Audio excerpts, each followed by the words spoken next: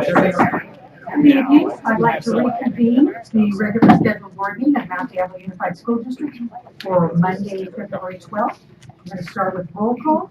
Trustee Durkee? Here. Trustee Hanson? Here. Trustee Mayo? Here. Trustee Lawrence? Here. And Trustee for tonight, Amanda Severe.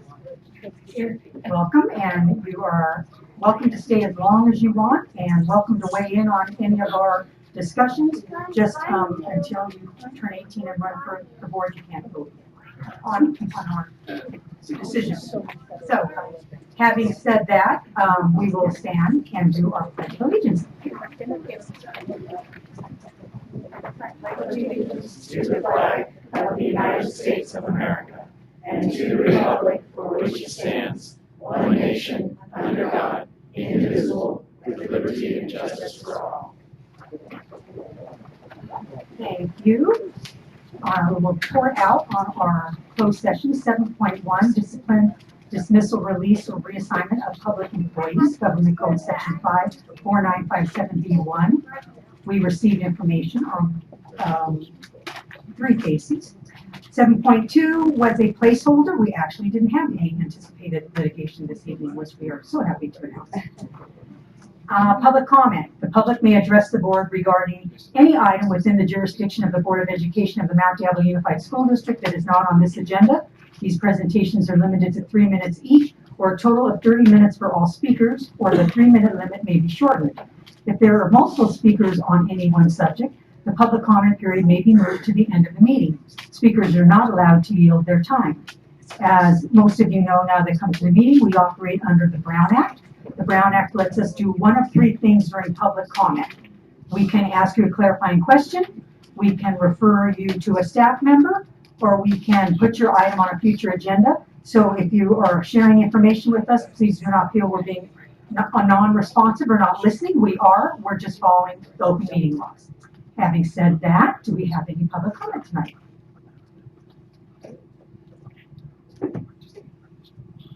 First up is Tara Bazin.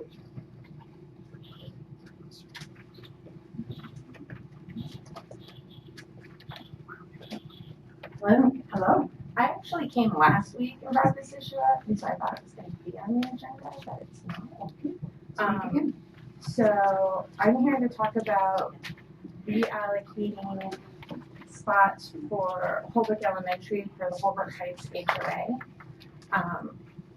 And right now, Holbrook Elementary has spots allocated for the Coast Guard housing, which no longer exists and will never exist again. And I have a picture of it. So I'm asking that these spots be given to this area so that the entirety of our community gets to go to Holbrook Elementary, which is actually inside our HOA. And I know that it's not just about land. On these properties, there was single-family residences as well as apartments for young Coast Guard families, which meant a lot of young children. And our area is only single-family residences, no apartments, and the median age is 41. So the few children we're asking for space for was a very small amount. And so that's what I brought up last time, and that's kind of what I was hoping to hear about tonight. Well, one of the options is to refer to staff, and I'm sure since it was brought up at the last meeting, that staff is looking at it. So at some time in the future, it might be on agenda, but you can't always assume it'll be the very next agenda. But we have heard you. Okay, so. And we have your card, so if we need to, if we need to contact you, we can contact you if we have further questions, or you can continue to follow us and see where it ends up. Okay, thank you. George Fulmore.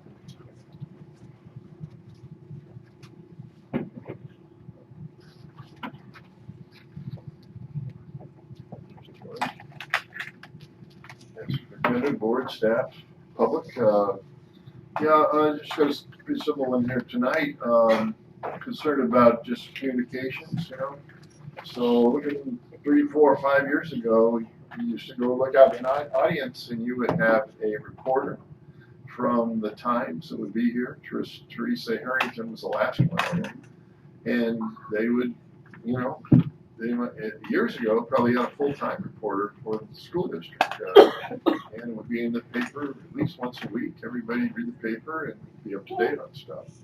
And then toward the end, Teresa got assigned, I think, Pleasant Hill, and then they had her West County, and then she was gone, and nobody's been back since. So I don't know if you've heard, in Concord, we just lost Lisa White, who is the only Concord reporter for the Times. We don't even have a reporter now for the Times for Concord. And I don't think the void is being filled. I think it's a serious problem of information gap, and just the flow of information just doesn't get out there, and people are getting further and further away from public services and information about what's going on. So, the only thing we got left Concord that to me is substantial is this Concord Pioneer, some monthly guy. And the school district has participated. Superintendent's in here this time. There's Sim, I think, from Concord High. He's got a teen speak. So it's a pretty good paper in that if you didn't have another source of information for Concord, you could get this once a month, and it's pretty good, But I think it could even be better, but as in, could have even more information. I think what I'm saying tonight is at least to consider this in the future, or put it on some list, that I'm going to just do the same thing with the Concord, the city council, that somehow be there public funding just flat out to buy space here. So you'd have 2 pages, and every month you put in there what you want to put in there. The danger is now you got the agencies controlling the news, but at least there's news. And I would hope that in the future you consider it. I don't know if a better source. At least this goes out to, I think, up to 30,000 households in Concord. So it gets out there, it's free, and people are going to read it and see it. So that's my concern. I know you got the newsletter, Facebook, all these other things, but I just think it's like we're all going in different directions, and some hits, some doesn't, and a lot of people are just tuning out. Thank you. Thank you. Okay, that was all the public comment cards that we had. And now we are at 9.0 recognitions and resolutions. I'll turn it over to Dr. Meyer. Thank you.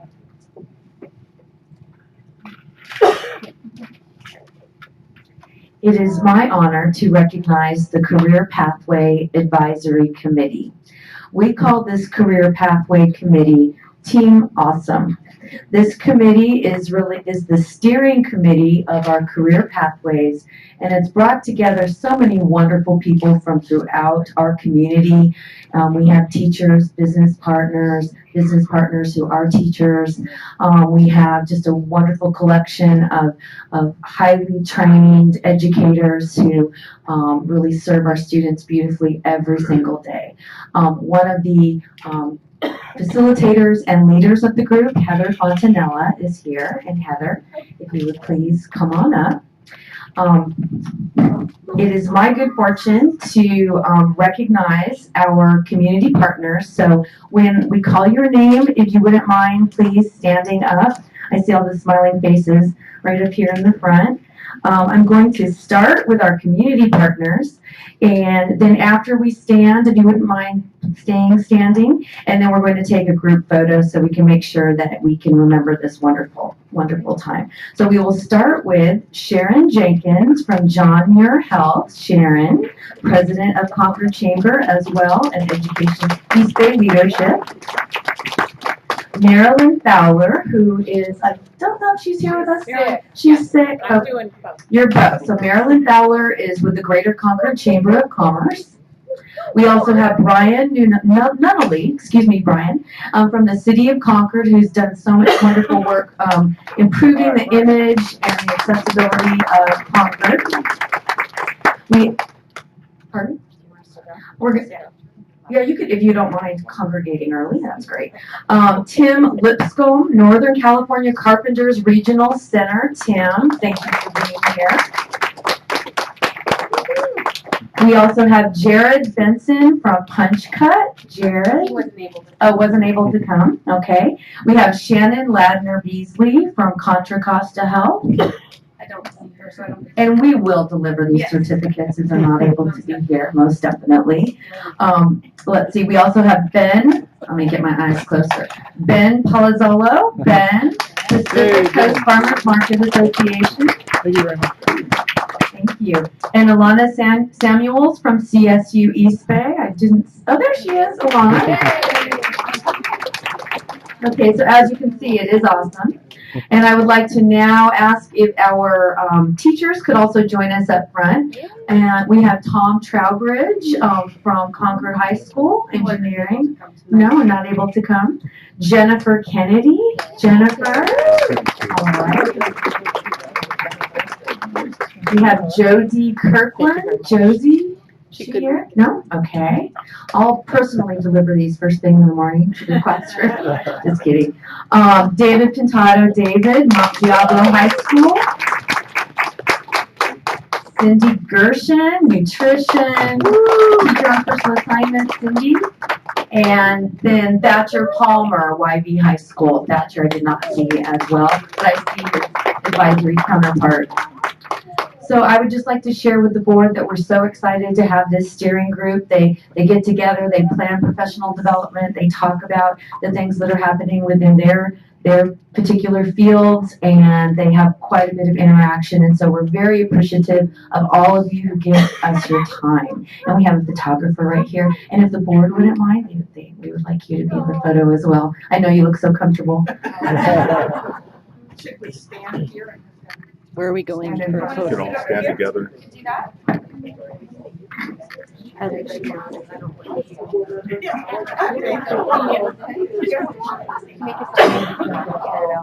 Heather? I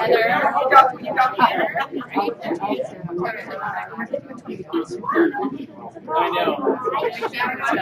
That's what you need. You're like invited. Yeah, we are. A little bit further, please. Pull it back. Pull it back. I like it from the waist up. Yes, please. Uno, dos. Uno, dos. You're actually meant to be looking at Joe. But you're doing Good. this, Jane. You ahead. I'm back up. Yes. No, we got it. Oh, thank you. Good. Thank you. Congratulations. All right. Hey, what, the computer? The computer? Oh, yeah, okay. We will. Oh, yours. Thank you all. I Thank you so much. We'll just take the drops of it. Take the best.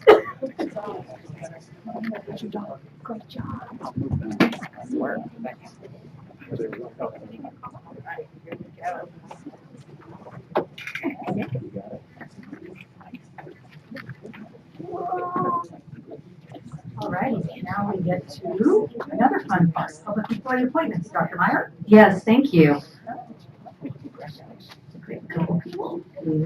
Okay. I would like to recommend to the board for the position of Director of Maintenance and Operations, Richard Jackson. Richard comes to us with experience as Construction Manager 2 at Mount Diablo Unified School District. He also has experience as a trade supervisor in Mount Diablo Unified and a mechanical supervisor in West Contra Costa Unified School District. And he also has experience as a plumbing contractor. So I would like to recommend for the position of Director of M&O, Richard Jackson. Accepting on behalf of Richard Jackson is Nellie Meyer. I would just like to comment that Richard is someone who had previously worked in Measure C and maintenance, and the principals are nodding their head, maintenance and operation, and we're very pleased to have somebody who has an urgency about the position, somebody who understands the position, and someone who has strong relationships with our schools. So I recommend for the position of maintenance and operation, Richard Jackson. Madam President, I move that the board approve the appointment of Richard Jackson as Director of Maintenance Operations. Second. Okay, second by Linda Vale.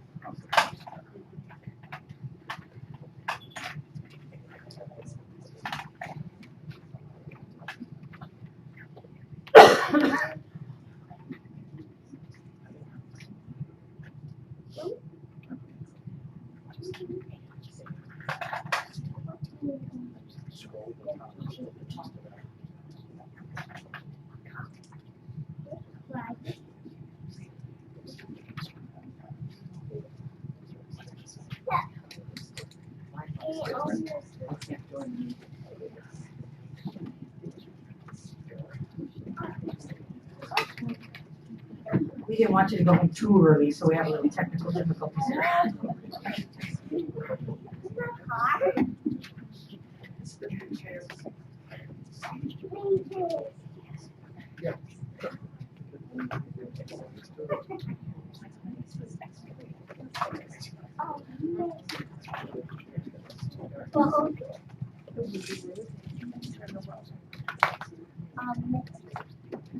All right, and that passes 5-0.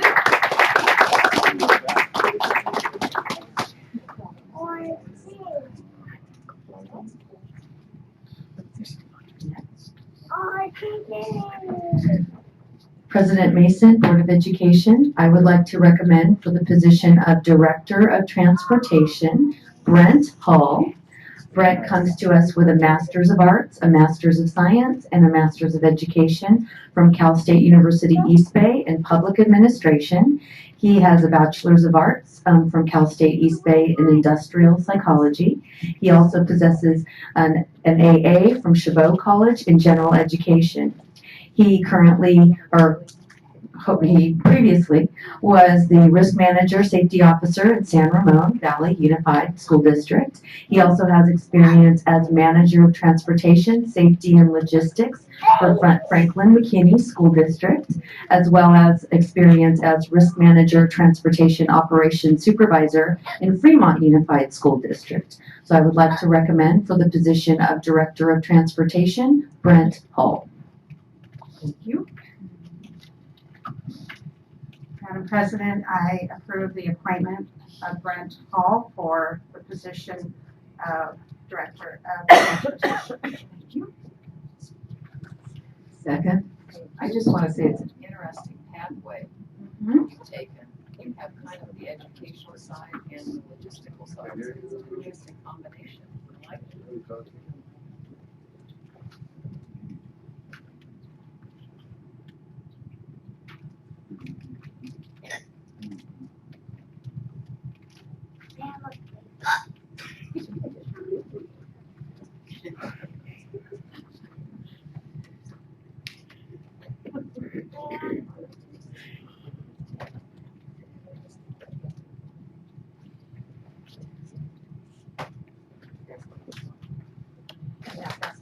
Congratulations.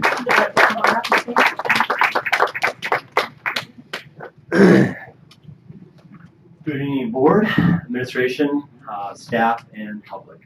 My name is Brent Hall, and I devoted the last 30 years of my career to providing safe, efficient, and great service to our students and parents in transportation. And I'm here with my lovely wife, Teresa, tonight. Often, the school day begins with kids on our bus, and they end. And so I want that day to begin with a friendly, inviting, safe, and secure ride to and from school.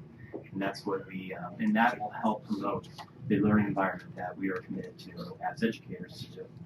And so it's a privilege and honor to serve as your Director of Transportation. And I look forward to working for the team at Mount Iowa. Thank you. Welcome.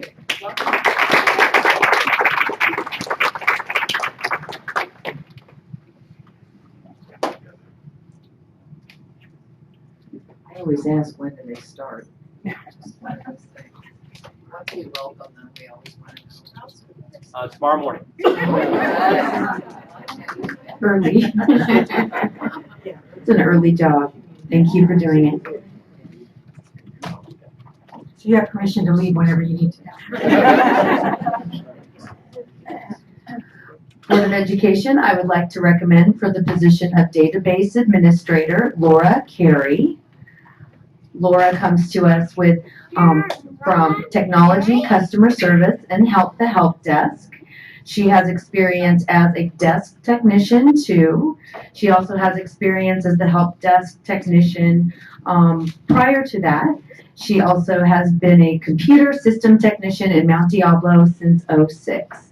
So I see she has two supporters with her, and I would like to recommend for the position of database administrator, Laura Carey. Madam President, I move that the board approve the appointment of Laura Carey to the position of database administrator. Second.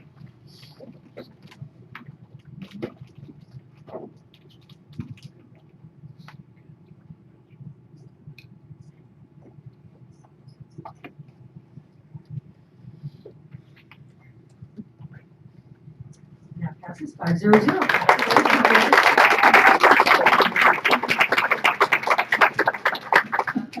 Would you like to come up and introduce your friends? Sure. Okay, you can come. Thank you. I'm doing Nana duty tonight. Kara's in first grade at Westwood, and Caleb is 3. I've been in the district since September '99. I started at College Park as a treasurer. Then I went to Diablo View as secretary. And then to TIS. Data, kind of my zone. I like data. So this job, I'm hoping I can coordinate the ARIES part, the student information part that I know, with the data part, the CalPATS, and hopefully make it more efficient. So thank you. Thank you. Congratulations. You know, my question is, where are you, do you have to leave that great help desk area? They are Well, I such have to go nice across the people. hall. Joe won't let me stay there. I want to stay there, but Joe so won't. much fun over there. They They're so are. friendly and I know. positive. It knows for new environments. I know. Well, Joe better be nice over there. Because you're leaving a good group.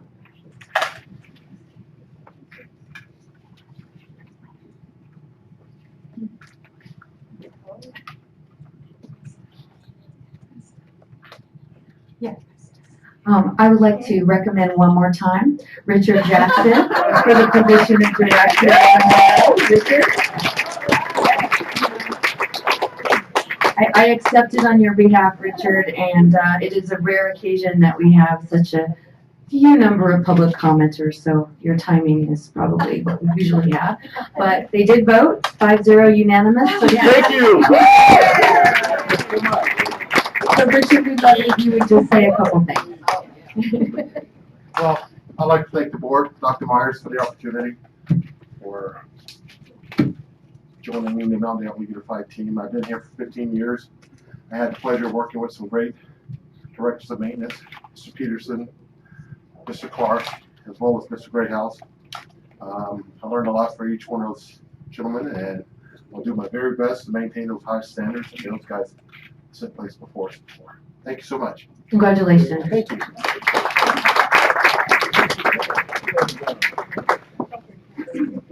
I talk really fast, Richard, so in the future, I move the meetings back.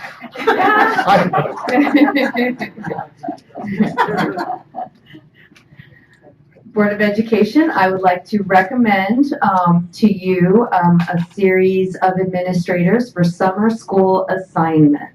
So, starting with preschool programs at Robert Shearer, Sherry Scripter, at Shadelands, Jenny Vargas, at Cambridge Elementary, Kathy Chan, at Gregory Gardens Elementary, Sherry Scripter, same campus, at Shore Acres Elementary, Selima Moss. Thank you for being here, Selima. Silverwood Elementary, Julie Johnson. Sun Terrace Elementary, Chris Martin Meyer and Ivana Wheeler. Sunrise, Jenny Vargas. Woodside Elementary, Sylvia Oriana. Middle School Program, Oak Grove Middle School, Kathy Seacrest. Riverview Middle School, Eric Wood. Pleasant Hill Middle School, Terry McCormick.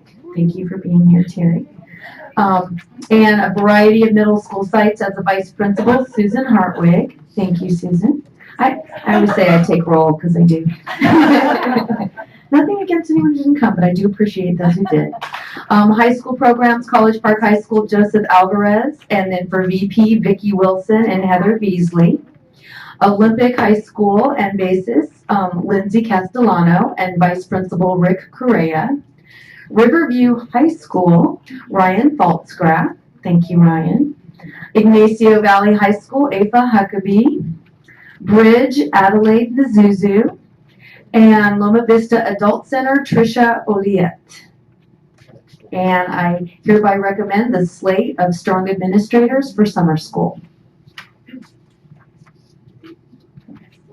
Move that the board approve the slate of summer school administrators as presented. Second.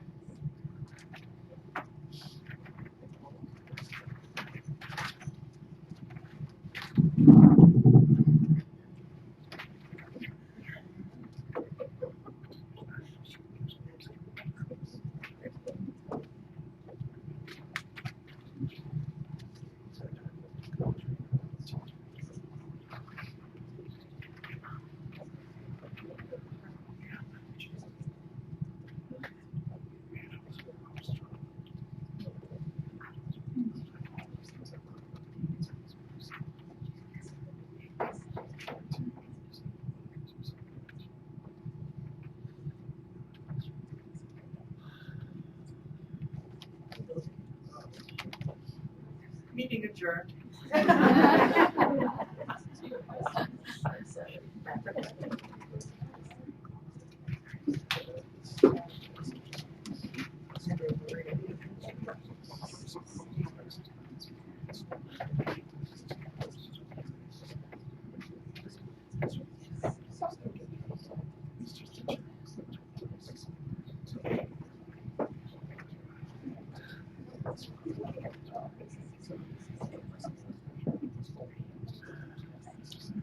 Oh, there we go.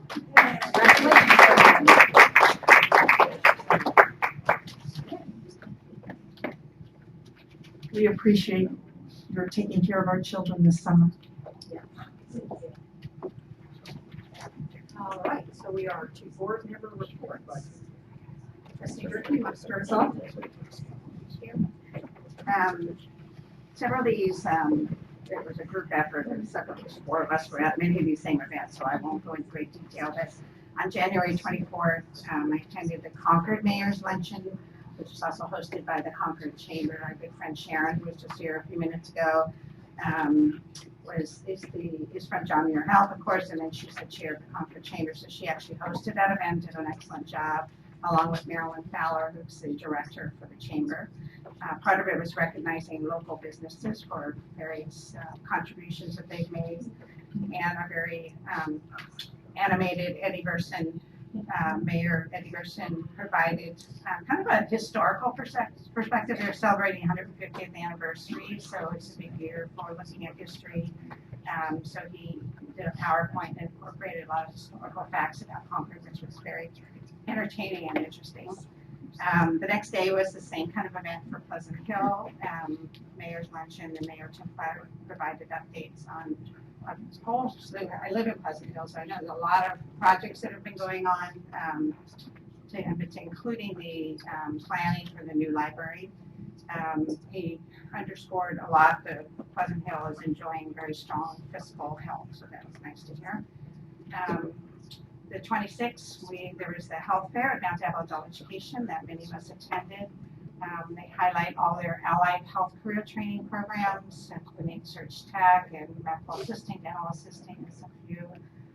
People could actually get flu shots, get their blood pressure checked, their glucose levels checked, their eyesight checked, and more. So it's great because students are there sort of running the whole thing, working with folks who want to get all these things checked. But also can talk about their experience in the program. On the 28th, Pleasant Hill Elementary was hosting a STEM fair. PTA put this together. A gentleman by the name of Mike Meneghetti, who's a parent there, but he also is a teacher in another district. He puts on a very engaging show in the multi-use room demonstrating a number of science principles, and very entertaining. Makes it fun.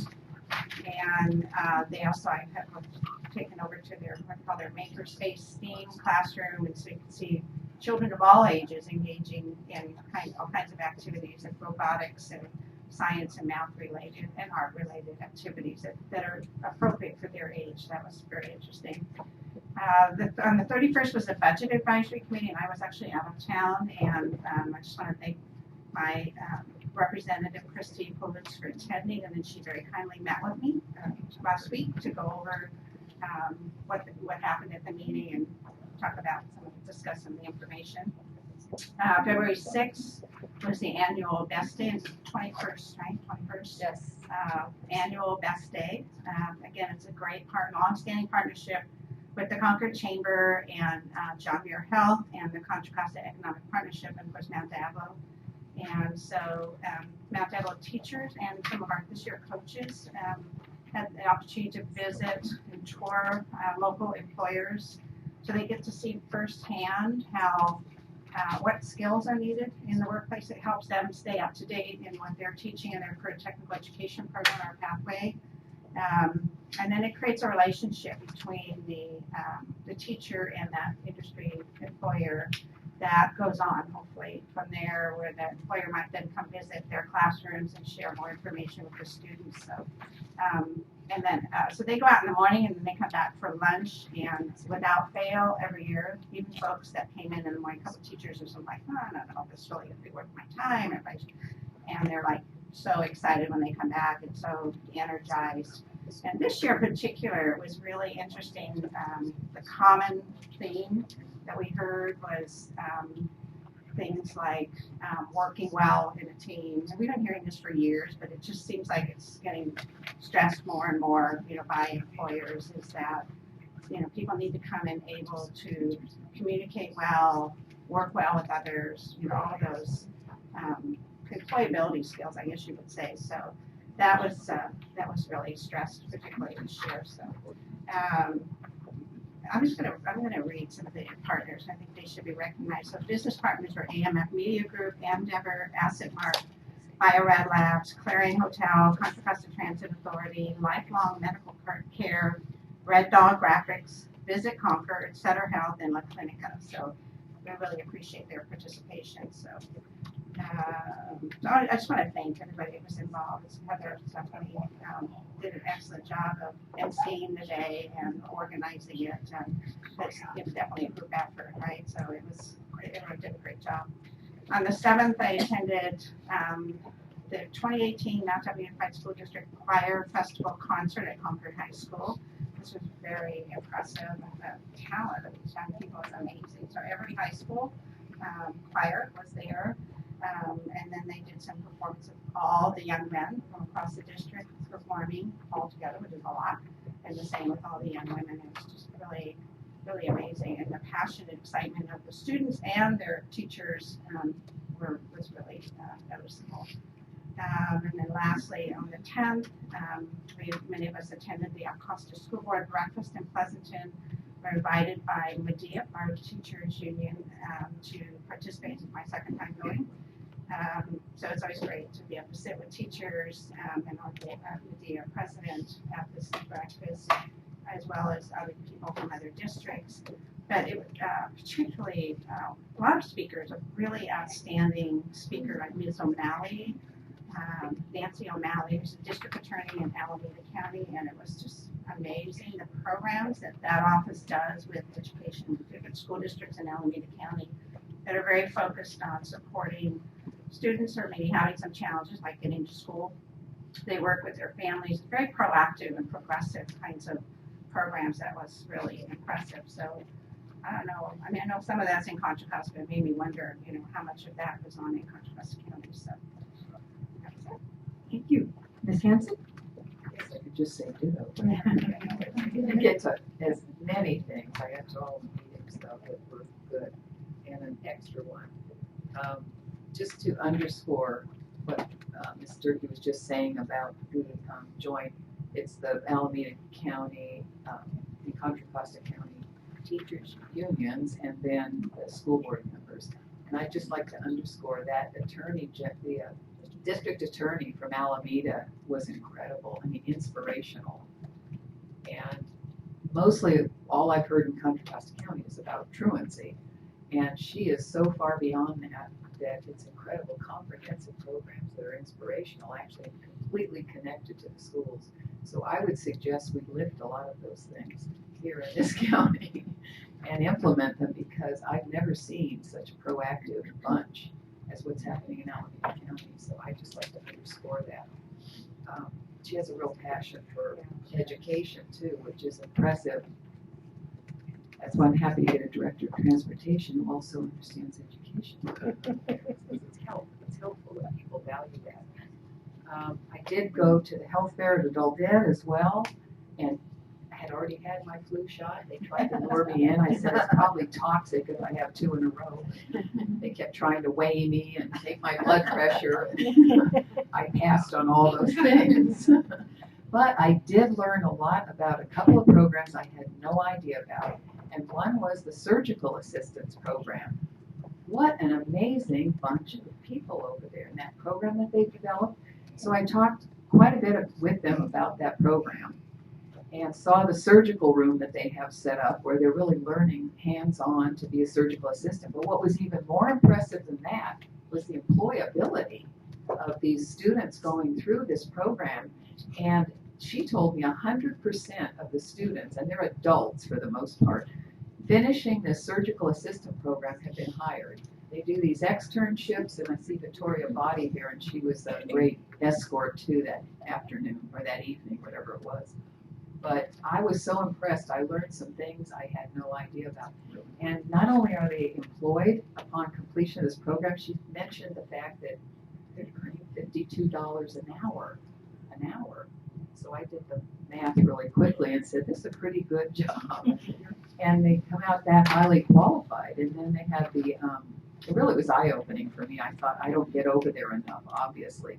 But they also had the dental assistant program and the state-of-the-art kinds of things that they're trying to give. They're giving them marketable current job skills. That's what impressed me so much. Not that I thought they weren't, but I actually saw it in action.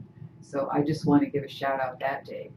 And ironically, I just left our district coordinated health committee, and I said, I better get up and get over to the health fair if we're talking here about health. But we have a Mount Diablo committee of staff and community partners through the county health department and others around trying to develop some long-term goals. And they've mentioned our food services over here. I see Dominic, and the work he's been doing is amazing, and the outreach he's making and the changes he has in mind. So he was an important player in this health of our students. And so we have a number of partners coming in, and they're in the process of defining their goals long term. And they're really one of the functional committees, like DLAC is one of those functional committees. I'm seeing this director there. So it's one of those committees I enjoy going to because there's an outcome from them, and there's a real passion and caring. So I did that, and then did the mayor's state of the city. We had 3, and I live in Clayton, and I'm saying, where is Clayton in all this? We're a little town, but we need to be like Langley back there. 2 Claytonites going, where's our mayor? So we need to maybe make a bigger splash there. Yeah. What's that? Walnut Creek. I went to the Walnut Creek one as well, yes. What was interesting in Walnut Creek is they're very interested in, and if you've shopped there lately, that's usually where people get tense about Walnut Creek. I grew up in Walnut Creek. It was a little different town then. It's kind of unrecognizable now. A lot of shopping, a lot of businesses, and the big push in Walnut Creek was to lift what they consider the antiquated height limits for buildings so that they can attract more businesses with taller buildings. And I think some of us who drive through there say, what about the traffic that might engender, because it's a little busy there in Walnut Creek when you're driving through. And then they mentioned the other little difficult part. They're very business friendly, and I think very proactive in looking ahead and trying to really develop a real hub in this Contra Costa County for businesses. And their problem became, they said, that people simply can't afford to live there and work there. So the mayor showed the average price of a house now in Walnut Creek is just over $1 million, and the average price of a condominium is over $500,000. So they have a little discrepancy here with who can afford to live there and work there. So then they got into their concerns about the traffic, the number of commuters leaving Walnut Creek to work elsewhere or drive in because they live elsewhere, and there's kind of a conundrum there for them. But it was interesting. There's a very business-friendly spirit there. Other than that, that's it. All right. Ms. Mayo? Thank you very much. I attended everything that Mrs. Durkee and Ms. Hanson spoke about. I want to give a shout out to the Concord Chamber and the city for seating the Board of Education in front and center at the event. Mrs. Sharon Jenkins from John Muir Health, who's the chair of the Concord Chamber currently, is a strong supporter of public education, and it was nice to have that recognition. We were recognized at the Pleasant Hill event, and I won't say anything about the Walnut Creek event because they did not recognize any school board members that attended the event. So it was a difference of how folks view public education, and anyway, I'll let it go at that. I wanted to share that I attended the Mount Diablo Education Academy Awards Committee meeting.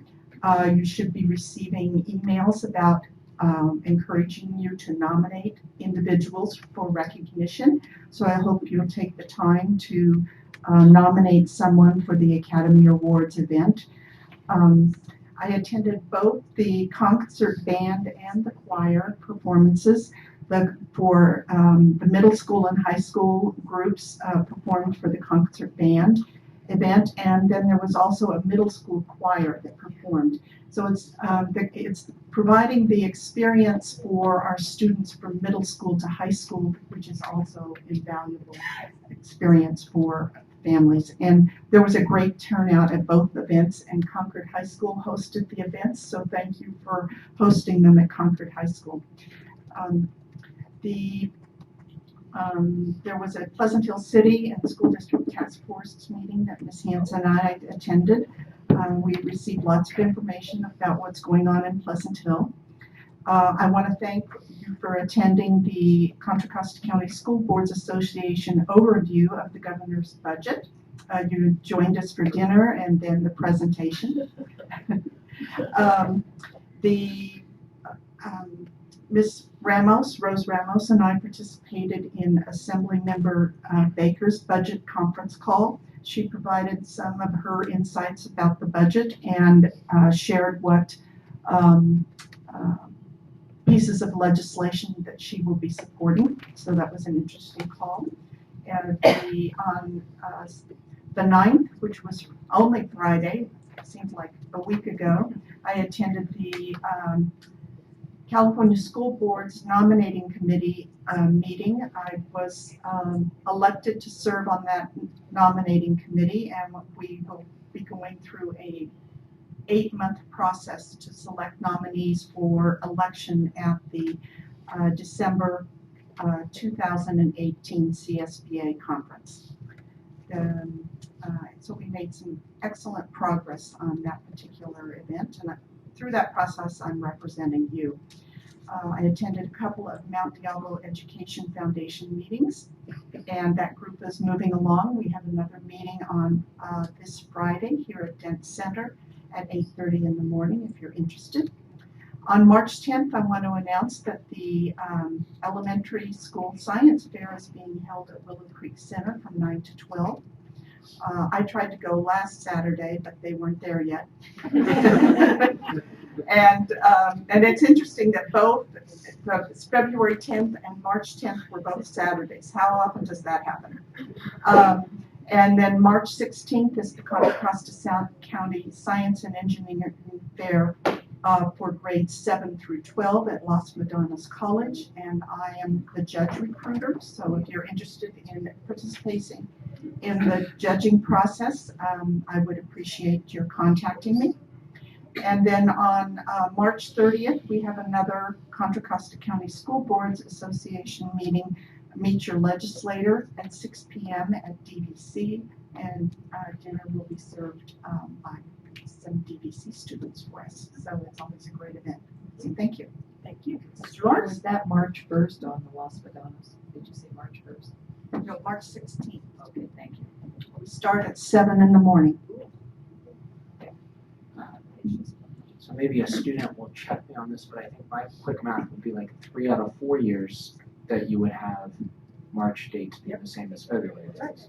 So there you go. So I'll keep mine very brief. One, I'm going to bring pictures and update on I think one of our high school students is doing a very cool senior project. I have pictures of it that I'm going to leave that as a teaser for my board report, just to make sure we get strong attendance at our next meeting. And then I'm looking forward to February 21st and 23rd that there's the student leadership at Concord High. And on the 21st, I know is the elementary one, and I happen to know a 5th grade student council member who will be very, very intrigued if there is a spot open and there happened to be a principal of Concord High School who might be able to help with that. So, okay, that's my board report. Thank you.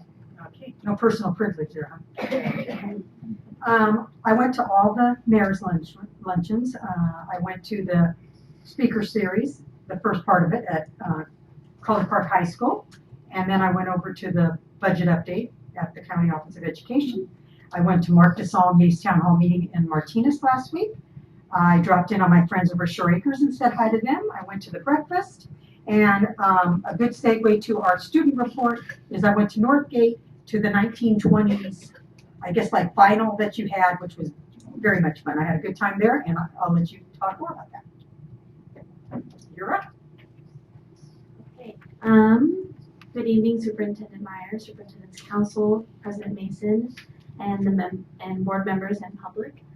I am the ASU president from Northgate, and my name is Amanda Sabir. And Northgate has been off to a great, energized start as the second semester began. From January 22nd to January 26th, we hosted a brand new Spirit Week called New Year, New Us. Kind of a cheesy thing, but it was fun. It was an awesome way where we incorporated Spirit Days with like goal setting and kind of a fun way for people to get back into school without them being so glum from break. And there was a whole new revamped energy to our campus. It was nice.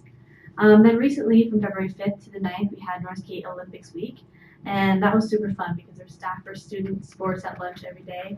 And we had a huge turnout because, come on, who doesn't like watching teachers get creamed by students? It was awesome.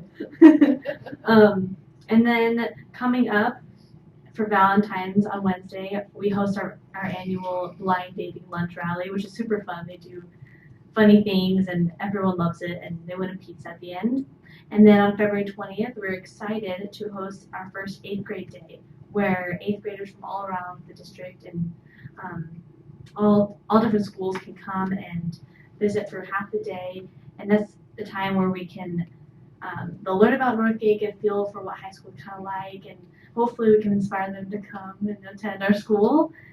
And then on February 21st, in honor of Trevor Tonsing, we're hosting our annual blanket making festival after school. And if anyone doesn't know Trevor Tonsing, he was a boy who attended Northgate many years ago, and he was born with a heart condition and wasn't able to play many sports, but he was really into Boy Scouts. And his Eagle project was to make tie blankets for kids at the Children's Hospital. And unfortunately, he died without ever finishing. So every year, that's our goal. We finish hundreds and hundreds of blankets. The community gets involved, our school gets involved with help of his family. It's an awesome thing. And last week we just had our ASB elections for next year, and I'm excited for you guys to see them next year when I leave. And our choir has their annual concerts coming up, Musical America, the first few weekends in March. And if you guys could all make it out there, it's awesome. It's an awesome show. I usually try to go to every single one of them. And then also the 20s party for the juniors had their first threads. They had their final, and it's awesome. They get all different aspects of the 20s, and it's a really fun thing for them to do. Thank you. Thank you. Best eclairs anybody could ever eat. Yeah. It's a woman a parent from Alvin. Say you ate? Oh, yeah, I broke my rule for the Okay, and that takes us to Dr. Myers' report. All right, thank you. There is a highly competitive principal in the audience who doesn't like it when the students cream the staff. Oh, loves it. But participates in making sure that the staff wins a few as well. So, anyway, thank you, Amanda. Wanted to share, here we have the STEM fair that took place at Sequoia Elementary, and the superintendent's report. As you can see, they filled the MU, and we're very excited about the event, and went up and down. It really looks like a science fair that you might see at the high school level, and perhaps we can have some judges recruited. I don't know. I'm sure they have them. But to go ahead and start out, I wanted to share today was a day that the students stayed home and the teachers went to school or went to had professional development with us. And so at elementary, middle, and high, we had a series of wonderful opportunities throughout the district, different groups, studying different things together, visual arts together. We talked to different teacher groups who were learning about different ways to instruct students better. So it was a very valuable day. We had people spread out all over the district. Willow Creek, Pleasant Hill Middle hosted a big event there. And so it was a wonderful day. I think that a lot of people worked very hard to see this happen, particularly our assistant soups in our elementary, middle, and high school office. And so that was very successful. Wanted to say also we're in the middle of budget development right now. And so we're looking at some of the things that we can do. We talked about tightening our belt, but we're looking at vacant positions that have been vacant for a while. We're looking at allocations at sites and in departments. And so when you heard about the budget, what they're saying is that it's very flat and that there are a lot of other things that are pulling on it. So it really, they said that this is the last good year, but it really looks like this is the beginning of something we've seen before. So we're being very conservative in how we move forward. I wanted to also share that spring sports have started tryouts at our high school, so that's happening right now, and it's hard to believe that it's gone so quickly. Wanted to also share that we will see tonight, and there have been other items about 5th grade camp that has come forward, and our students are really having a great time in their second semester doing all of the annual things that they do. And then as well, on Black History Month, you'll see in social media and in our classrooms that we're really looking at the contributions that African Americans have made to our country and to our history. And so those are some of the things happening out and about. We heard, I think you're going to see pictures of the things that you all attended. Concord State of the City, Sharon Jenkins on the left. If you would love to see this speech at home, here's the link. I teased, but it was very entertaining. It really was. It was funny. And there's the mayor, Eddie Brisson, and the beautiful city of Concord. And yes, we were right up front, and it was a wonderful, wonderful event. Wanted to share also Pleasant Hill, State of the City, Tim Flaherty, and here a little different type of humor. You get the personality of not only the city but the mayor when you attend. So this particular mayor is a little sassy and did a good job as well. And I've seen his State of the City before, and it's always entertaining. And then Walnut Creek, State of the City, as mentioned, I took a picture here because I wanted you to see what it looked like before the buildings got too high. Just kidding.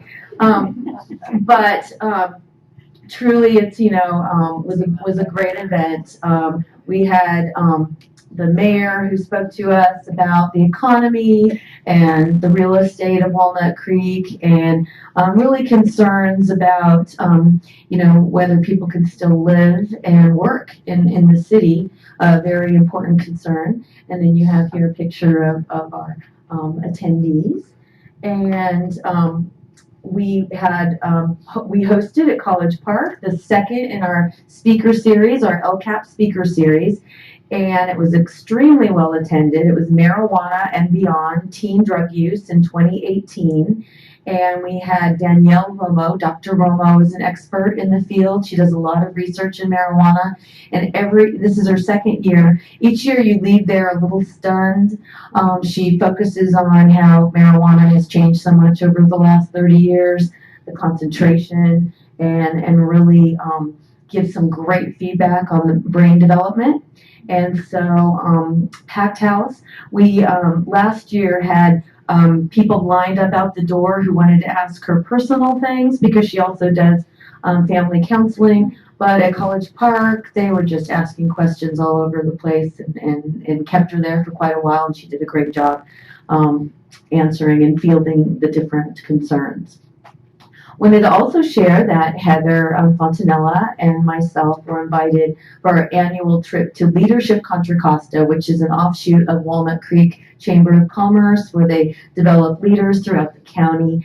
And we went to speak on career pathways and really give them an in-depth look into the many things that we provide, the many options that we have for students. They were fascinated with the wall-to-wall at Mount Diablo High.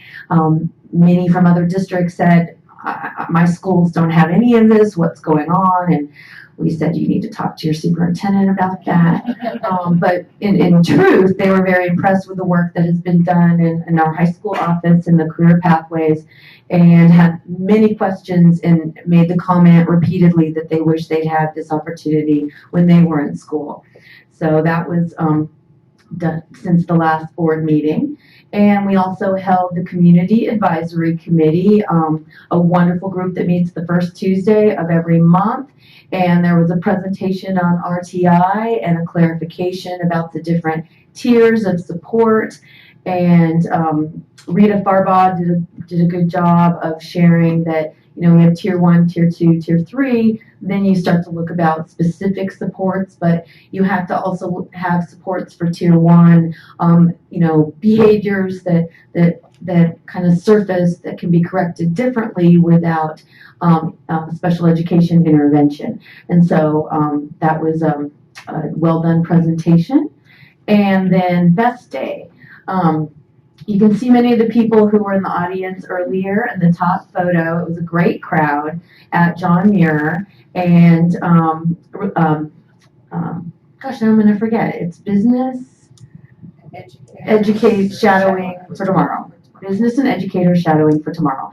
And I would tease and say, you know, you don't need to remember the acronym because BEST says it all. And it was a great, great day. And you can see here below our culinary arts group, they went to Concord Suite, the new airline, and they went and saw the new airline and how that connected to their hospitality pathway.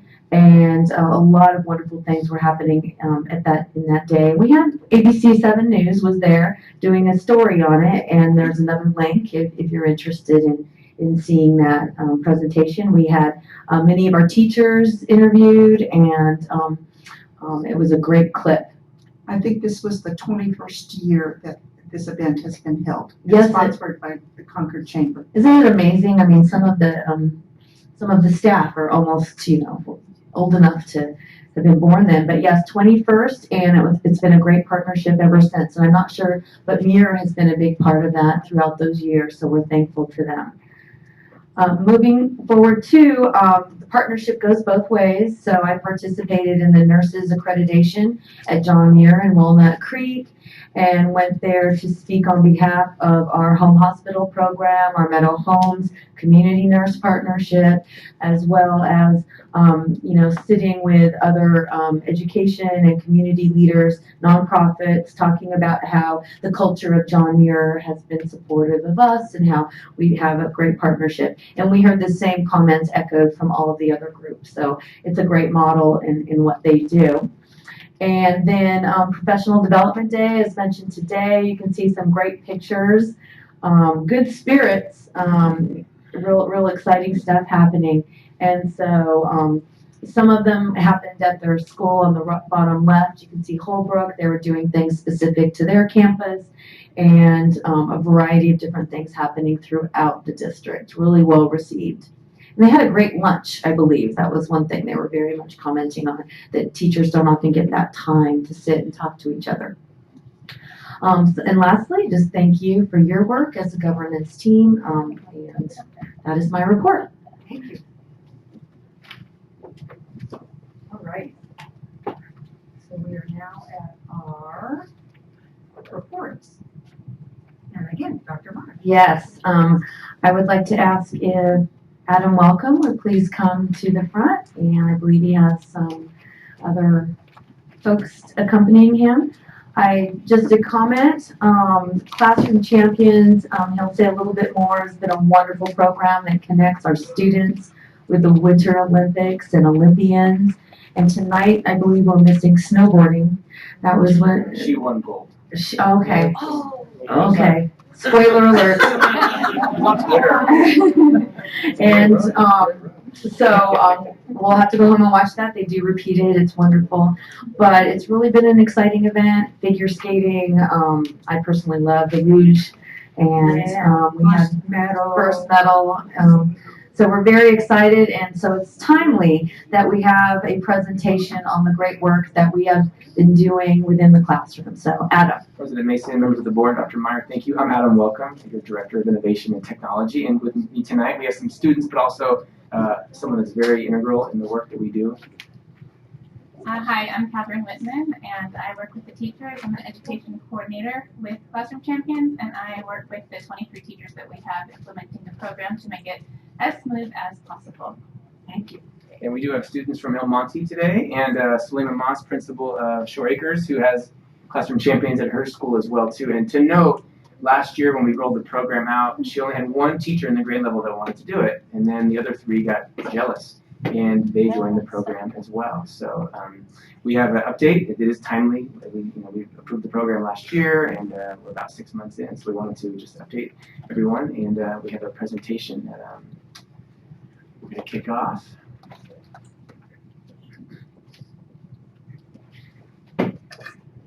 We will start with a video.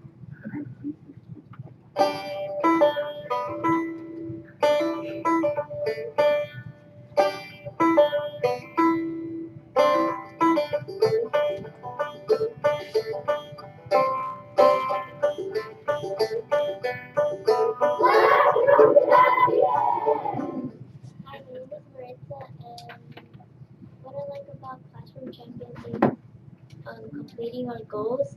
We went to San Jose to go see a hockey game, and we saw our mentor person, who was Megan Bozek, and it was really fun. We were cheering for her and her team. Hi, my name is Ashley, and what I like about Classroom Champions is you get to talk to a real Olympian, and my favorite project so far was the culture project. My grandma helped me make a cake from Poland, and my teacher took photos of everyone and sent it to him. That was really cool.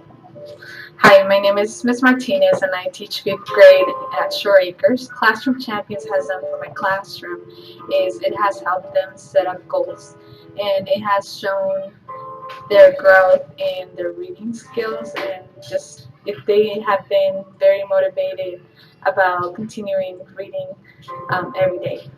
We also got to experience being in a hockey game, which it was the first time for a lot of us, and that was so much fun. Hi, my name is Ezekiel, and what I really like about Classroom Champions is goal setting. One of the things that I like about goal setting is that you can accomplish your goals and do a lot of fun stuff, like meeting our mentor. Yeah, it was cool. Classroom Champion rocks. Yeah! Hi, my name is Christian, and what I like about Classroom Champions is that it tells us about diversity and goal setting. We helped the community by making chains for this Christmas party that was near here, and we helped bring in cans, like Egypt pyramid can, and those cans we gave them to charity.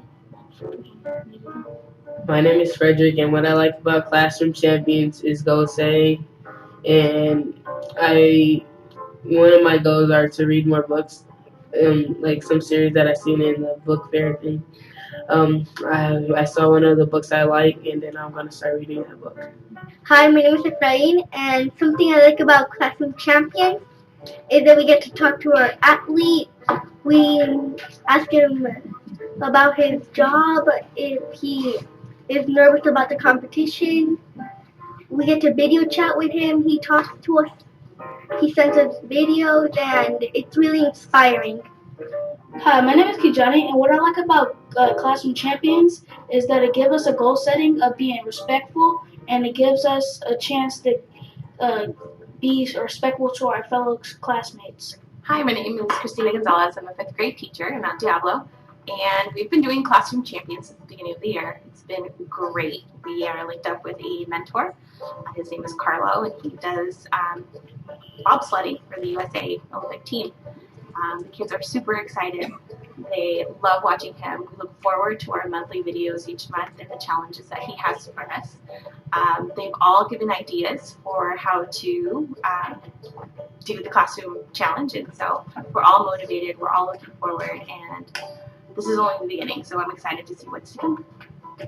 Hi, my name is Bowen, and what I like about Classroom Champions is you get to meet with a real Olympian, and you get to do projects and learn new words and just perseverance and never giving up. My name is Laura. I am a teacher at Highlands Elementary School. This is my first year doing Classroom Champions. I feel really lucky that I get this opportunity. It's taught the kids a ton about hard work and doing things that are outside your comfort. We did a community service project that the kids really got into. They built monsters for the communities that had fire victims, so kids who lost all their stuff. We got some pictures back of the kids, and they just absolutely loved their monsters. So it's just been really nice to watch the kids and how they've blossomed, and even if they're not into sports, just kind of seeing that hard work really pays off and that it does take a lot of determination and perseverance to get what you want. My name is Alyssa, and I like Classroom Champions because we get to talk to an Olympian and it teaches us about diversity. Hi, my name is Kim Chamberlain. I teach 4th grade at Elmwood Elementary. The thing I love most about Classroom Champions is the cohesiveness it's brought to my kids. My favorite activity so far was the one on diversity, where the kids were challenged by their champion to to learn about different cultures. So the kids brought in different artifacts from their culture, and we discussed them, and they learned just a little bit of different things about each other, and it opened their eyes to like other people, other cultures, to better understanding of the people in their classroom. Really stepped up their game. They've been helping around the school more. They're picking up trash. They've been helping our garden teacher more. They help each other more. They're more positive. They're excited. They love it. My name is Rex, and I like Classroom Champions because it teaches us about diversity and we get to meet an Olympian athlete. Hi, my name is Gabby, and one thing that I like about Classroom Champions are the lessons, because one time we had this challenge for the month to help others, and I got to help out in the garden. Hi, my name is Osman, and one thing that we learned about Classroom Champions is that we got to help other people when they're frustrated or mad, and we got to help like other people also, like when they need help, like help in the garden or like with their work. When I got to help other people, it made me feel excited. Hi, my name is Sarai, and one lesson that we did in Classroom Champions was community, and what we did for that was that we wrote cards to women in the shelter, and that made me really happy. And my name is Gabe. What I liked about Classroom Champions is the chat with Tyler, because you could talk to him and ask questions about what he did. Hi, my name is Kristen Thompson. I teach 4th grade. It's my first year doing Classroom Champions, and I absolutely love it. I've seen such a change in my students. They have banded together. It's really created a community, and I can't wait to see what else it brings. Based on how every single one of them I've had 100% engagement. So bring it on.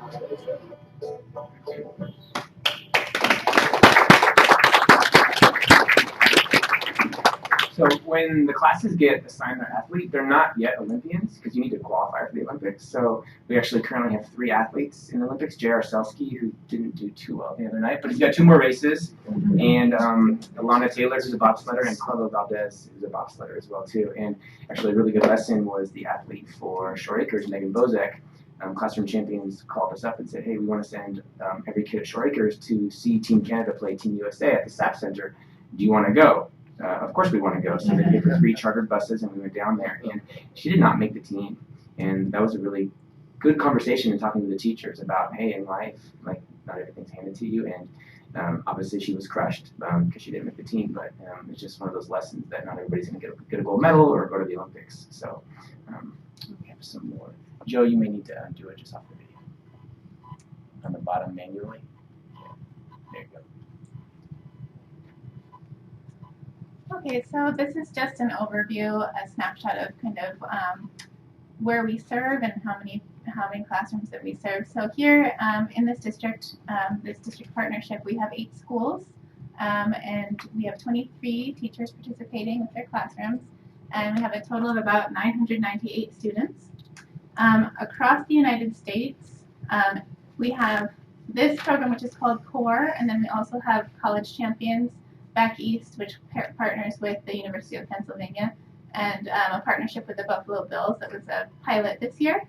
And across all of the U.S. in all 3 programs, we had 85 schools participating, 123 classrooms, and about 3,700 students. And then continent-wide, because we're up in Canada as well, across all of the programs, we have 159 schools participating, 236 classrooms, and 6,600 students. And here we have a list of the topics that we cover for this year, which are Welcome to Our Journey, which is just an introduction to the process and to that Olympic athlete or Paralympic athlete. Goal setting, which is the undercurrent to everything else that they'll do for the remainder of the year. Diversity was a new topic this year that we thought would be a good one to include, which just talks really a lot about empathy and trying to be accepting of everybody. Community covers November and December every year so that kids can really get into their community service projects. You heard a lot about that in the videos. Perseverance is what we do in January as we come back and try to start the school year off with a bang. Then celebrating the games this year because of the Olympics. Then courage, healthy living, and then We Are Champions is a celebration of all of the work that they've done for the whole year. And then alternate topics, because we want to make sure that teachers and any students who have continuity who go to the next year with another Classroom Champions teacher, we want to make sure to mix it up a little bit for them. And there's so many good things to talk about.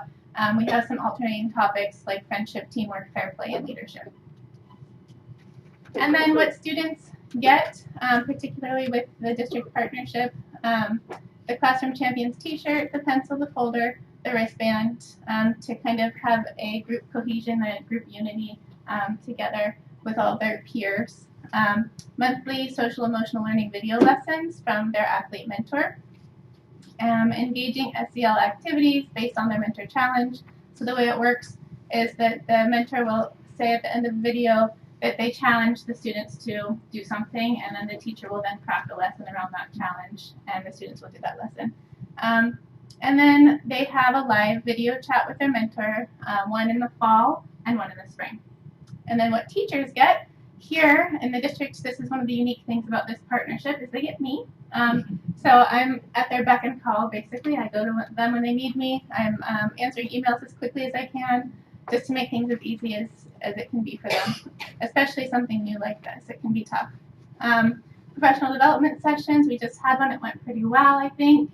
And so that's something that I offer as well, just to help them, again, with the implementation. And we also focus on some of those SEL topics as well. We offer a digital handbook and planning manual and an opportunity to attend the SEL Summit in Calgary, Alberta, which is coming up in April.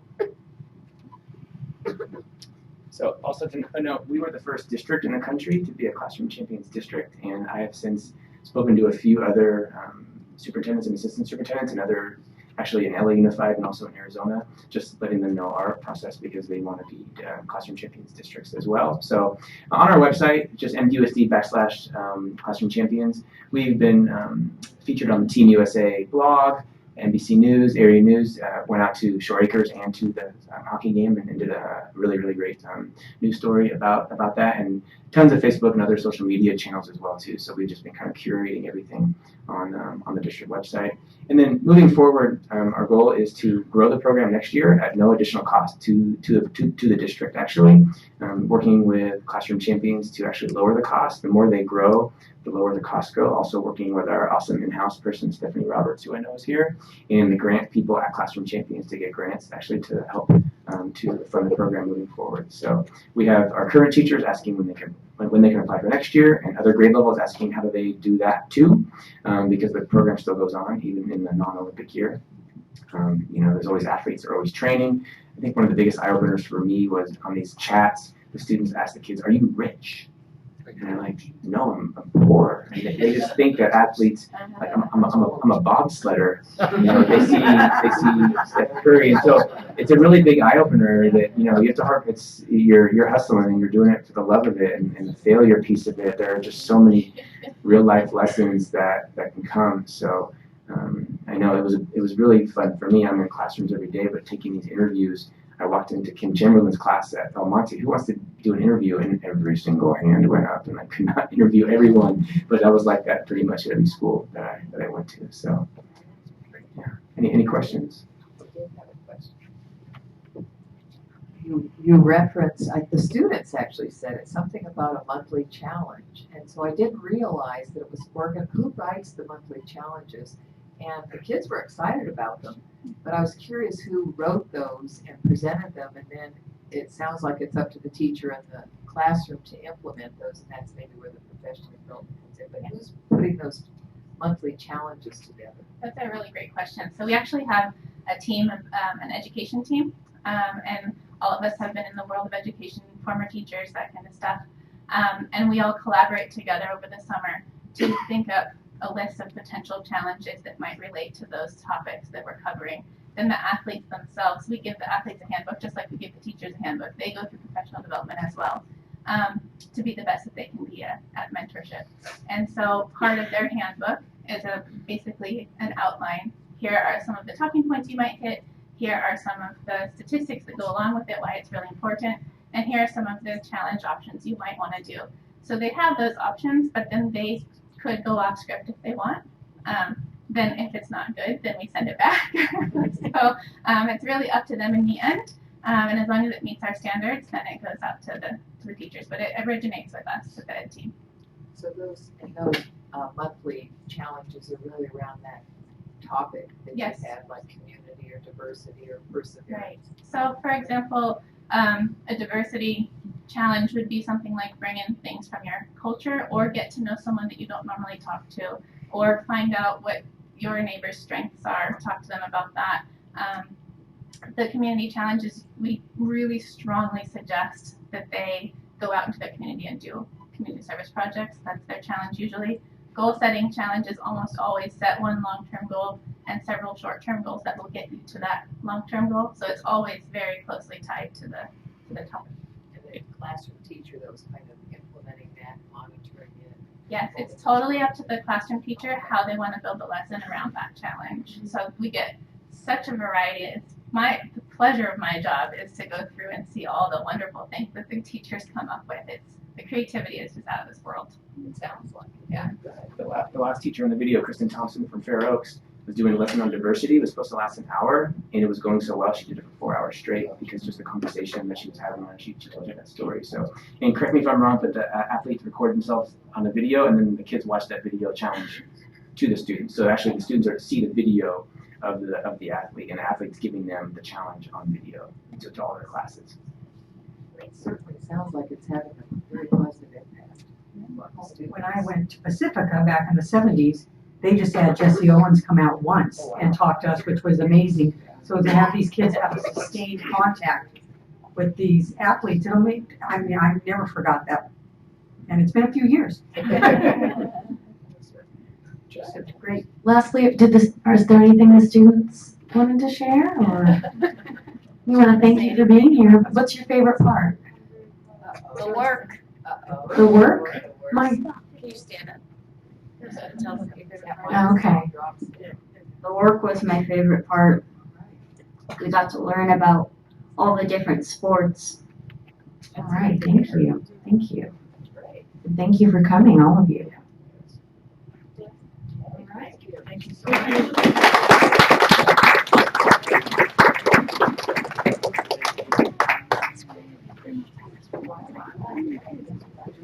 My favorite color.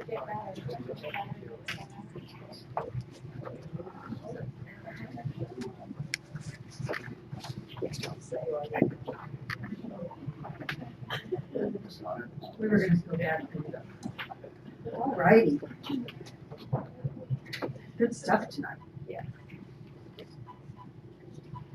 Well, this brings us to our consent agenda.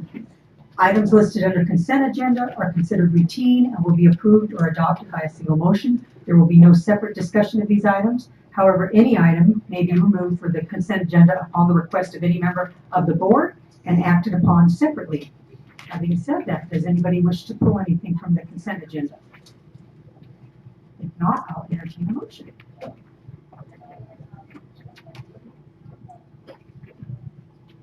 Madam President, I move that the board adopt the consent agenda as presented. Thank you. Second. Thank you. Everybody wants to go and watch the Olympics now. We're inspired.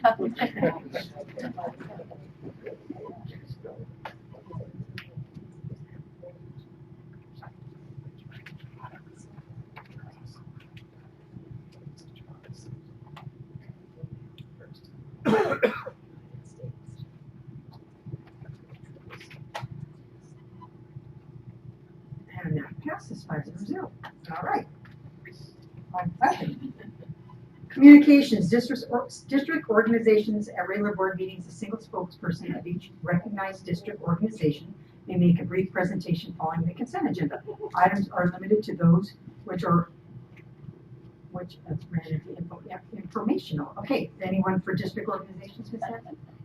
Any parts? Okay, we are to business and action. 18.1, establishment of a career pathway and technical education leadership advisory committee for 2018-2019. Dr. Meyer. Yes, thank you. This is a recommendation for the approval of the establishment of the Career Pathways and Technical Education Leadership Advisory Committee for 2018-19. And this committee, for background, is an evolution of the committee that was formerly the Career Integrated Advisory Committee, CIA. And so this committee is the larger body, and we met the steering group this evening. And just to share that this is really the vehicle that helps propel our advisory pathways in our K-12 programs.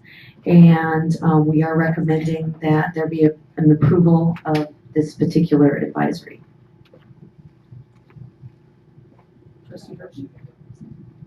Either way, if you want to make a motion or So, I think there needs to be just one adjustment. I think it's a really exciting list because of the way it's been reorganized. It's very positive, really good. I think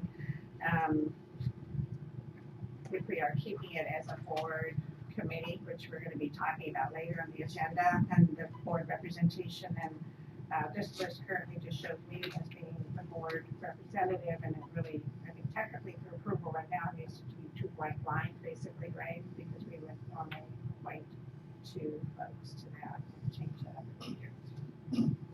I'm happy to do it all by myself. No one else wants to do it, because I love this committee, so I'm just trying to do the right protocol. Actually, I've been on that committee. I got overruled because I was a board member when they were putting the. I got invited and disinvited, sort of, because I explained. I don't know. No, this was just recently. I've been on it for several years and loved it, but it's because I explained to them that we're really just in an advisory capacity. We're not, we're in a different role, and we don't kind of micromanage or meddle. It's not our job. So I got demoted. Because of that, yes. It's okay, I like it.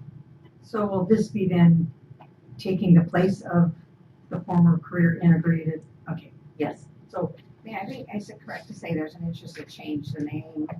But we do have a board policy that says career and grade academics, so we need to revisit that right now to the board. Right. I think for the purpose of this, we can. but the people that were appointed to be on the career integrated academics could then just transfer over and be on this committee. Well, I mean, this is it, yeah, this is it, one and the same. And I think the title that's on, you know, there's been a little confusion about what we called the previous committee, which is like a leadership group for this body, that's why I understand it. So I think the title that's actually on this docket, which is Career Pathway and Technical Education, Leadership Advisory Committee. It's really not leadership for this though, right?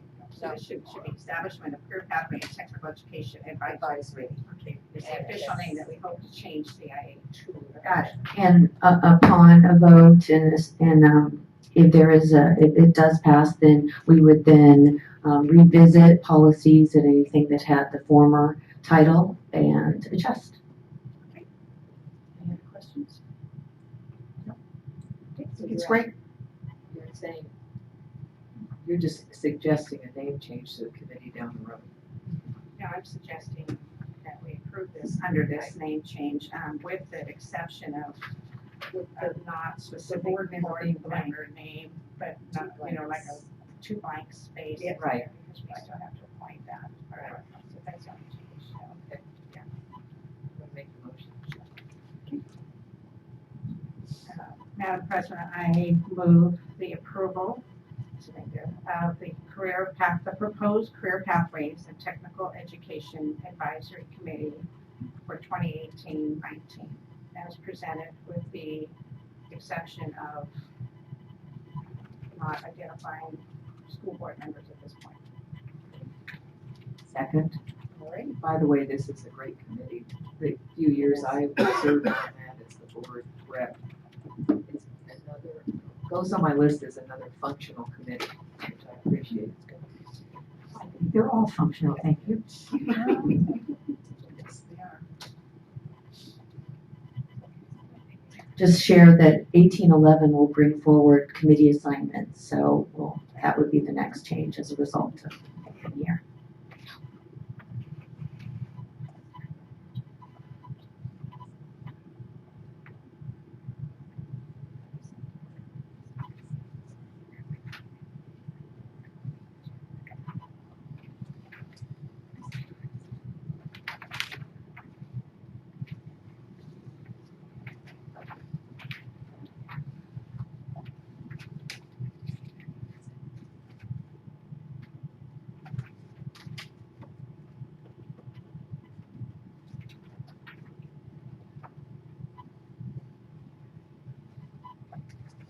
Okay, very good, that passes 5-0.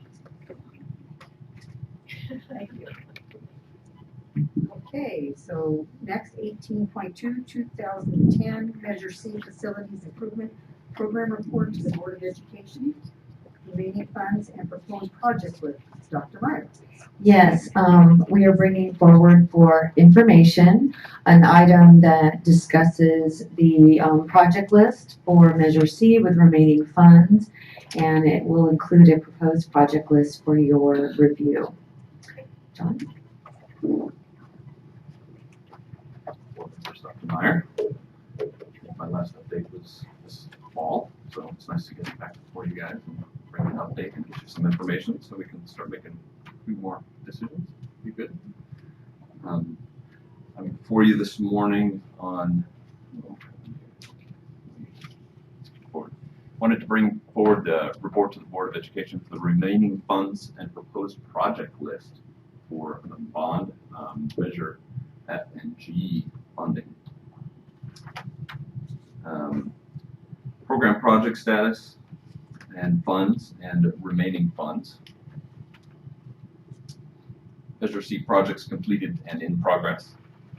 Planned project list for remainder of Series F and proposed project list for remainder of Series F and Series G.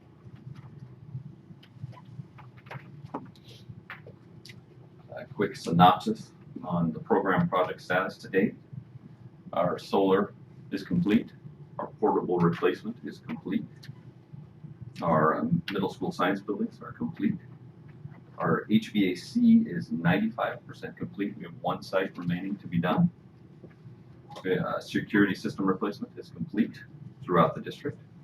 Infrastructure improvements are about 99% complete. We have about 1% of our infrastructure improvements to finish. High school enhancement program is running at about 97% complete. Modernization is at about 65% complete. We have another round this summer. Classroom technology is complete as well. Could you briefly share what falls under the category of modernization and what HVAC site is not complete yet? Modernization is currently our, well, I can get into that a little better. I have it on the next slide, but I can, you want me to? How about, I'll refer to the other question. Which one site is not? Woodside. All right, so to answer that question, next slide. As of January 2018, Measure C bond program total expenditures to date, we've got $285.78 million that we've expended.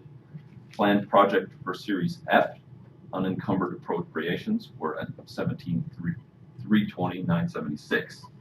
High school enhancement projects, various projects remaining in modernization, restroom renovations, playground renovations, door repair replacement, paving, hardscape repairs, and the HVAC at one site.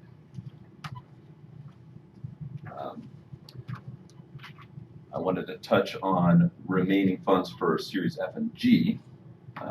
We have a list that we're saying have been now refined down for you guys. The list, obviously, you guys know is long. We could go out for 10 more bonds and still not touch half the things that we have.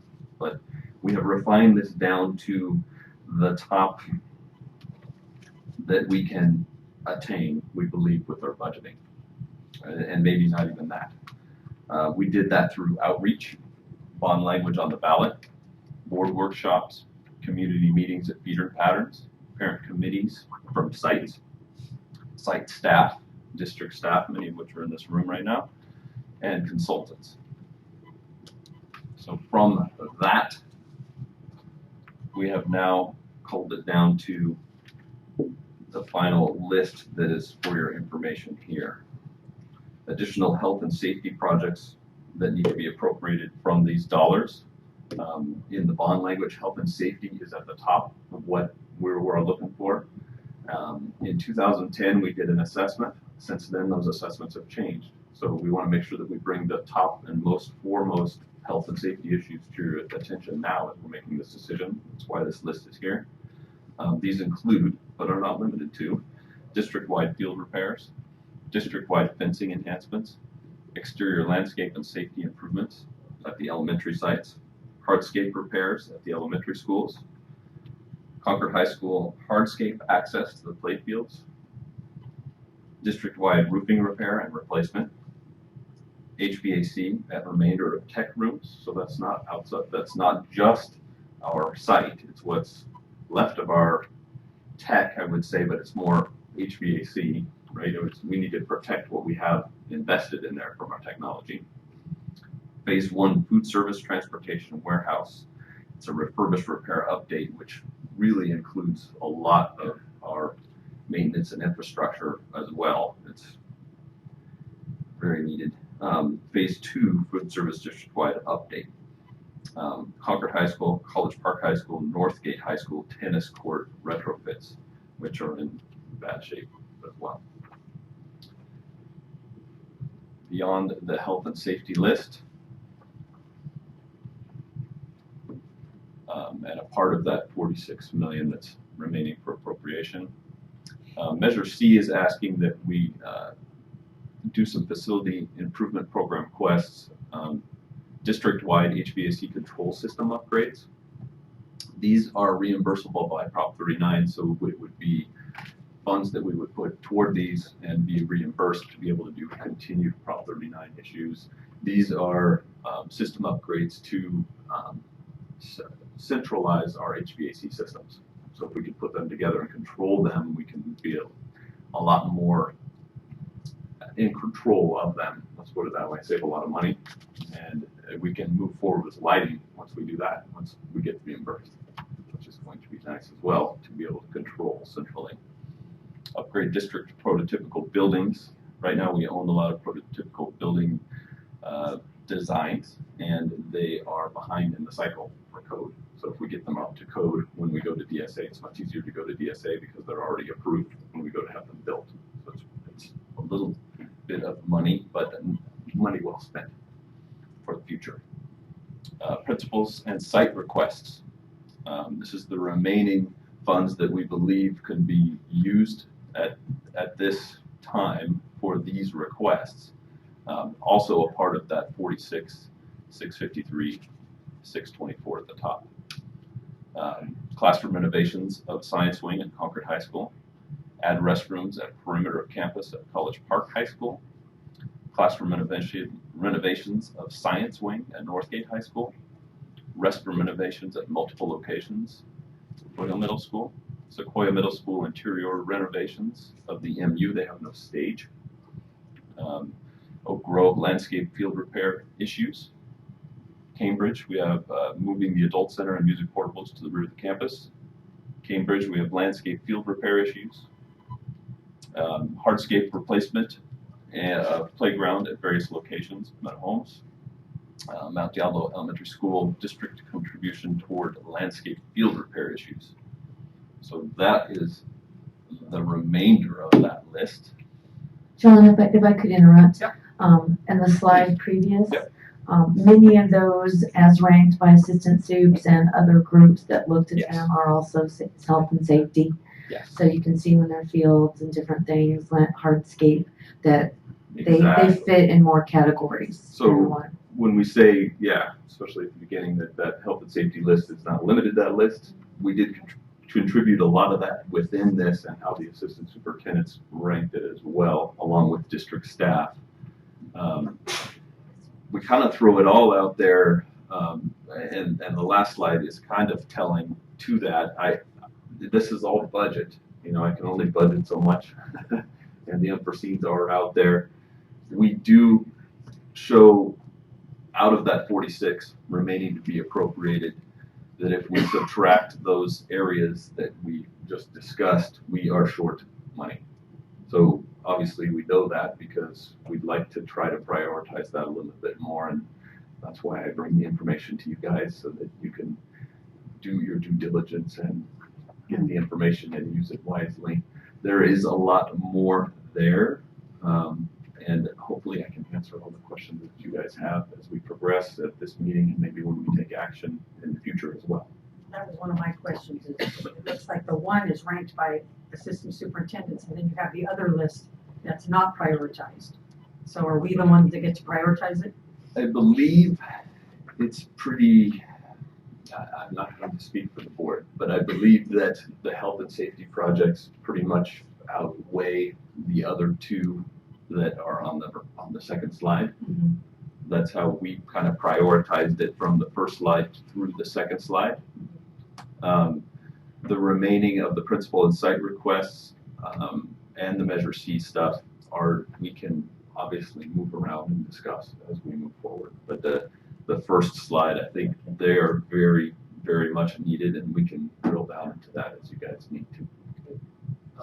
Along those lines. Go ahead, Mr. Mark. The tennis courts at the 3 high schools, was there some sort of disconnect on communication around that? Because I think that members of the community at all 3 schools and some of the administrators were under the impression that those were already moving forward. They were in process by district staff and not on the bond side. I think what happened was budget is a little bit more than expected. And because budget's more than expected, we're not going to be able to fund it from inside the district. And that's why they're looking at it from the bond side and going, okay, these are failing. How are we going to address them before we have to take them off and we can't use them anymore? It's been a pretty bad they're in pretty bad shape. And that just came to my attention, and we made sure that we got it on this list so that you guys, as we said, we're updating this list as we go, and I want to make sure that you guys have the most updated list as we make the decision. So I have two questions. One is, I keep hearing about the Serendipity Kitchen at Mount Diablo High School, plans to do something with that. Is that in here, or is that another funding source, or is that happening? It's not in here, it's part of another funding source. So it is funded to be done, though? No. Correct. Well, yeah. Yeah, no, that's fine. I don't know beyond that, but I do know that it's not in here. Some of these food service, we look at make sure we get the right one here. We look at this slide where we have food service transportation warehouse refurbished and this phase 2 of food service district-wide update. Those will address it partially, but all those funds could only go so far, and we're going to have to. Right, exactly. It probably would include graded funds from the CTIG grant and possibly other places, but I worry about the use done because it could be a very, very expensive project, so we'd have to look at it in phases. Outside of the food service side, it is very spread out. Okay, and then my other question is, on the list, it talks about Cambridge, which is, I know it's been talked about when I was working, moving the adult center and the music portables. So the question is, do you know if that involved, because at least the adult ed portable is ready to fall down. I think it's so old. We've been paying rent on it for as long as I can remember. And so, there's a problem with the contract, et cetera, et cetera. So is the plan, it's a cost, there was some cost that was estimated, if that's getting a new portable, or I think if you try to move that one, it's going to disintegrate. So. I would agree. I think the intent was to get parking back in that area. No, I understand why it's moved, but I'm focused on the adult ed. Right. And the adult ed building is in the front, and we would have to create path for adult ed to the back if it was moved to the back. So there's a few issues with moving that. Not having assessed it, I'm not sure if it will move safely, but I would agree. It will not move safely. You're pretty much there. If you're building in the cost to replace it, if it really is going to be moved, I think it'd have to be replaced, or at Meadow Homes, to actually build the building, the same model. I agree. We'd have to look into it, and I agree. We probably do not have the budget to get a new portable for out there, unless we're releasing it. Right. Couple questions on this list right here, because health and safety is definitely critical. Yes. And I think that the bond promoted that, and I think we've agreed to that. I'm just wondering how this came to be. I know as you said, we could have 10 bonds, really to get these things done. But some of these are sort of open-ended, like district-wide field repairs for fencing enhancements, exterior landscape at elementary sites. So it doesn't really pin down the specifics. Somewhere behind this, is there a specific kind of inventory you've done or assessment you've done? There is an overall assessment as we hear about it. Let's put it that way. I know that Rich, as we've spoken, he's trying to get through a lot of those and figure out what's the worst. What we're going off is what we're hearing from the assistant superintendents and what we're seeing as we're out on the site and what we're getting from maintenance and operations. And where we're hearing about issues of trip and falls, of sprained ankles, all these issues that are true health and safety. So the areas that we've had the most traction, I guess, and the most reports of something on a field, I'm speaking specifically to the fields right now, but there are other areas that we have that as well. So yes, there are, to answer your question, there are other reporting issues that we have in how we've done this, but we don't nail it down to exact sites because there's a number of them.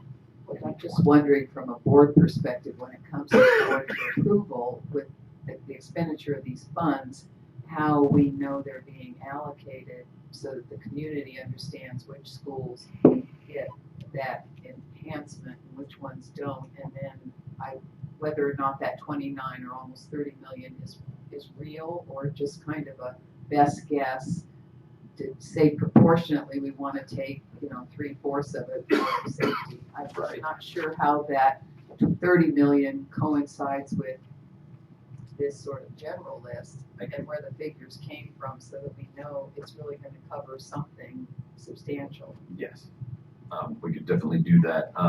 I do not have the numbers broken down on that first sheet. I definitely have them broken down on the second sheet and can reach you that information.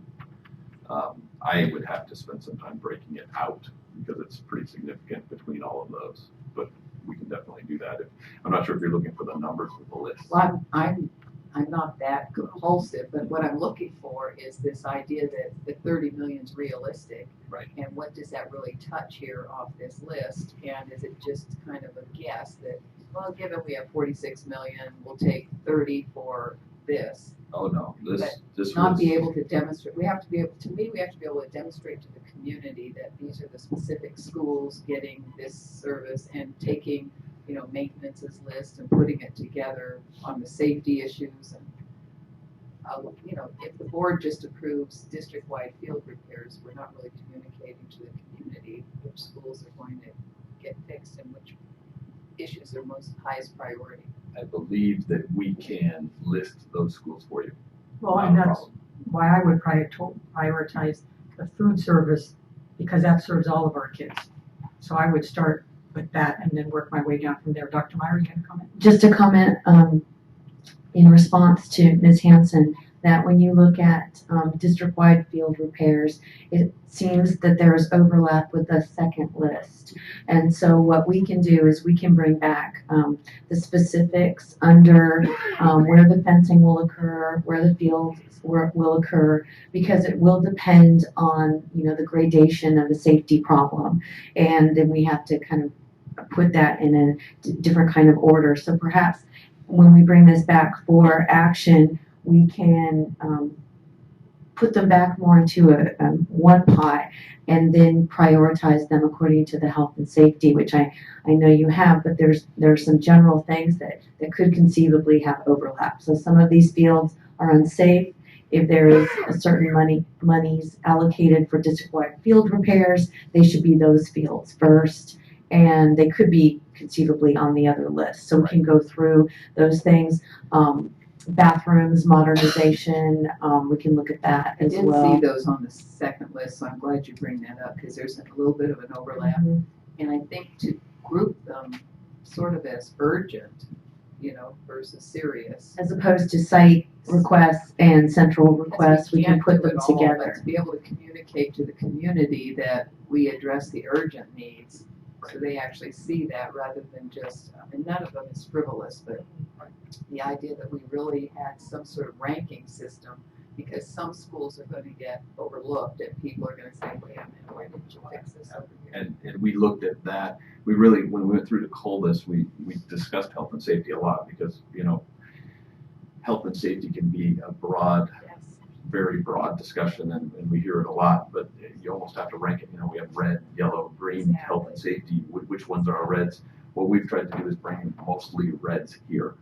So, and I believe almost all reds on this first page. We haven't even hit all the reds. So I think there's a great communication tool for the community that we rank them. Like I said, you might call it red, yellow, green, but urgent, serious, very urgent. Yes. Would be nice to have.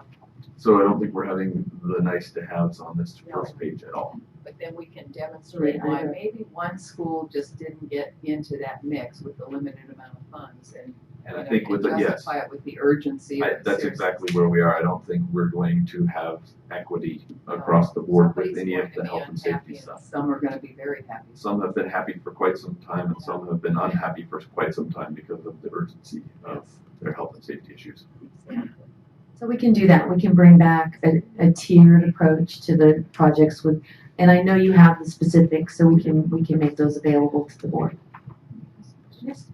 So I just had, on phase 1 for food service transportation warehouse, could you give a little detail? Is this only at Loma Vista or does it include, does it go beyond that? Phase 1 includes the existing warehouse facility, which is in dire need of help. It's basically a tin shed at our M&O Right. base. So we would need to address that immediately. So it would become a food service warehouse instead of a, It is currently a food service warehouse at maintenance and operations. It has some structural problems with the awnings and different things that are kind of held up. so we no longer store paper and books at the warehouse? That's the adjacent building is the actual warehouse building. So we have two buildings. One is a warehouse building and one is the food service warehouse with refrigerator and freezer in it. Okay, I had never heard of a separate warehouse for food service with a walk-in refrigerator, or probably forklift. That's accessible. As we've discussed and food service has discussed, I think that's one reason that it hasn't been touched since it was probably put in, is that it's shared with transportation. I think it's been forgotten, and I think it really needs some love. So I appreciate that information, and I Yes. apologize that I was unaware of it. I thank you guys for looking at it, because after seeing it, we need to bring it to your attention, and I would hope you guys Well, get a we chance did- to look at it. We did upgrade all of the walk-in refrigeration at the high schools, which was a major effort on behalf of the district, and keeps those in. So the food service district-wide update, what is that particular? Phase 2 is more of our central kitchen that we're discussing. Okay. So that would be, phase 2 would be the second portion of, obviously, phase 1, but this would be adjacent to phase 1, and we would look at putting a central kitchen at that same area so that it can be connected, and then we can. So moving the central kitchen from Loma Vista to? Correct. Okay, all right, that's Putting exciting. it all in one place. That's exciting. Making it logistically better. And then the vehicles can be stored there as well and maintained there at the same time, okay. Then I have another question, if I may proceed with it. Sequoia Middle School, the interior renovation of the MU. I'm familiar with that building. I know that there are challenges around the MU, but I am curious, and perhaps you don't have a design yet on how that would happen, because the kitchen is kind of in the middle and to the side, so it seems like the elementary school eats in the front and the middle school eats in the back, and I'm not sure that there's room for a stage. Right. That's therein the question. So we don't have a design yet, but I would like to have the opportunity to look at it for sure and get more in depth. Because I'm envisioning a submarine. No. Yeah. All right. So I don't know if that answered your question, but there is some logistics to that for sure. I would suggest the board look at a study session, because we could actually be here for 6 hours going through this list. But We could. I think the next step I would suggest is we look at a study session just for this important expenditure and giving you time to pull some details together. Right, we can do that. And the details are here. I just want to make sure that I get you guys the details that you guys want. It's good. I appreciate Thank you. your time. Thank you. Thank you. All right.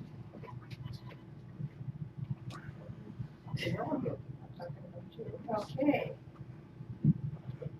Takes us right to review of special tax revenue uses and potential on job project funding. Interesting that we follow that conversation. Yes, I would like to ask if Dale Scott could please come to the podium, and we are going to present a discussion of future alternative uses of ongoing special tax revenues and potential project funding from a new general obligation bond. Good evening. Let me wait until they, and does somebody have the clicker?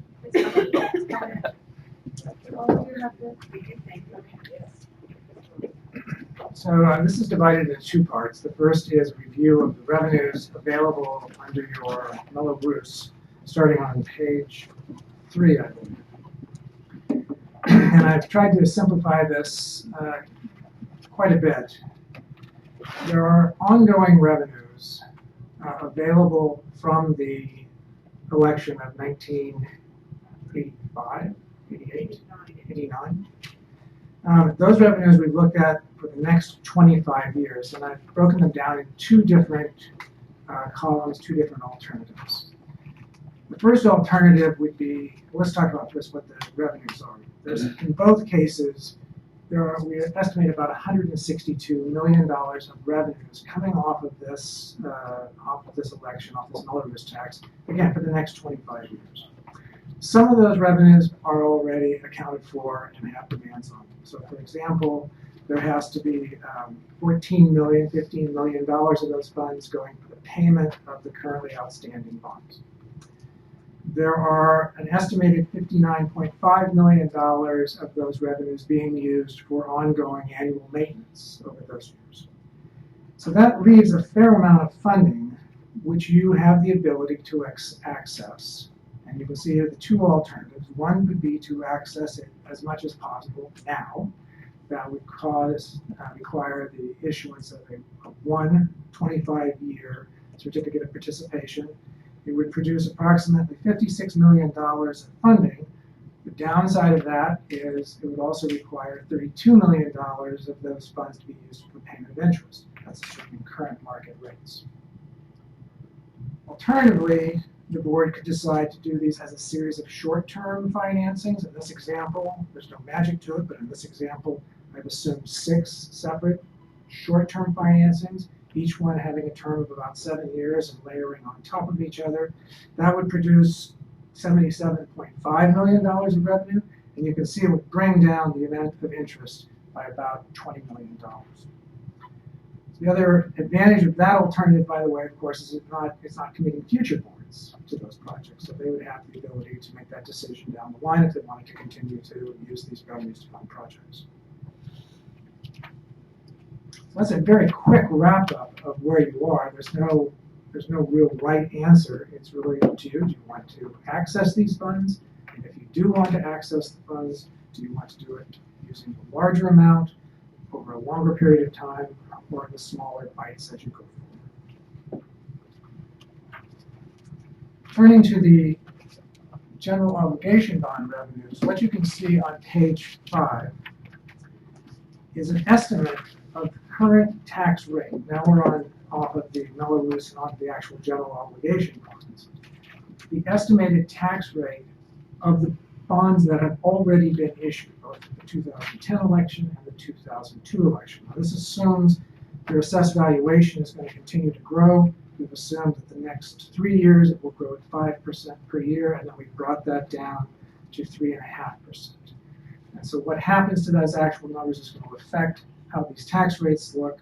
But right now, it appears that they're going to go up to about $80, hang there, and then slowly work their way down. If the district were to proceed and ask voters for a new authorization, looking at page 6, we tried to look at this in a way that would minimize the net impact. The idea here is even though the school district, as a unified district, you would have the right to actually have an additional $60 tax rate. So well, perhaps by having just an incremental tax rate at the beginning, we can fill in those back years when the tax rates are beginning to fall off. And that's what you see here on this slide. There's no magic again in this number. We just picked the $14 tax rate because we were trying to see what would that take to get us $150 million in GO bond revenues. That would be a marginal increase of $14 or $100,000 of assessed valuation. Then I also had them look at this in the pie chart as if we're doing this financing, which would only be over 18 years, how would we compare that if we stretch this over the traditional 25 or 30 years, which you've done in the past? And you can see in the pie chart, that would result in actually $30 million in interest rate savings by pushing that and paying it off a little bit faster. If we went higher than $14, that would raise the dollar amount. So go from $150 million to $175 million, pushing it down, $150 million down to $125 million. So there's some number in there that is the sweet spot, but I'm going to get to how you figure that out in just a second. But there's no formula here except for saying what would it take to get $150 million at a marginal tax rate increase that is certainly not zero, but is as low as possible as you're going forward.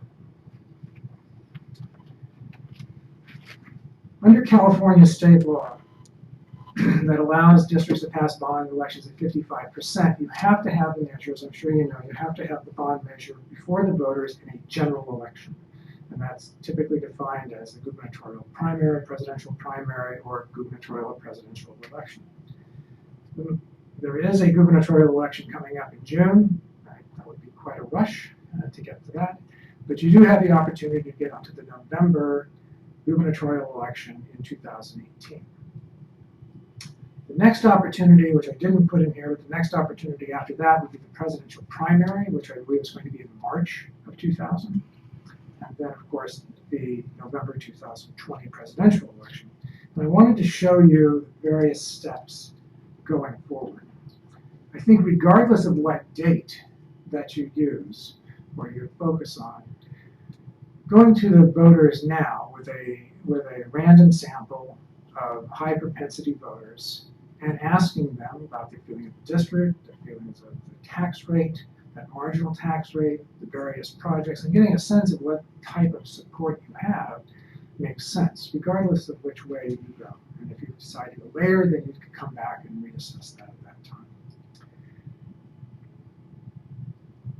If we did that now, we could come back in March with those results. The district would be able to then make a decision whether they wanted to go 2018 or the 2020. You can just read down sort of the action required, but let me just note the bottom line of this chart, of this table, that in the November 18 column, if it passed in November of 18, the district would have access to those funds in early 2019. Waiting until the 2020 ballot, that pushes access to those funds until early 2021, essentially 3 years from today. So there is, I wouldn't say urgency, but there's certainly a reason to consider that 2018 ballot if it makes sense with voters in the survey research. So I'm going to pause there for any questions there may be about next steps or about the presentation itself.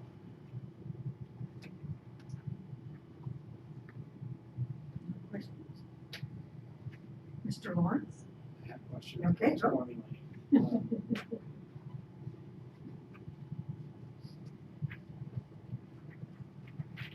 terms of looking at the 18 versus 30 year, looks like 6.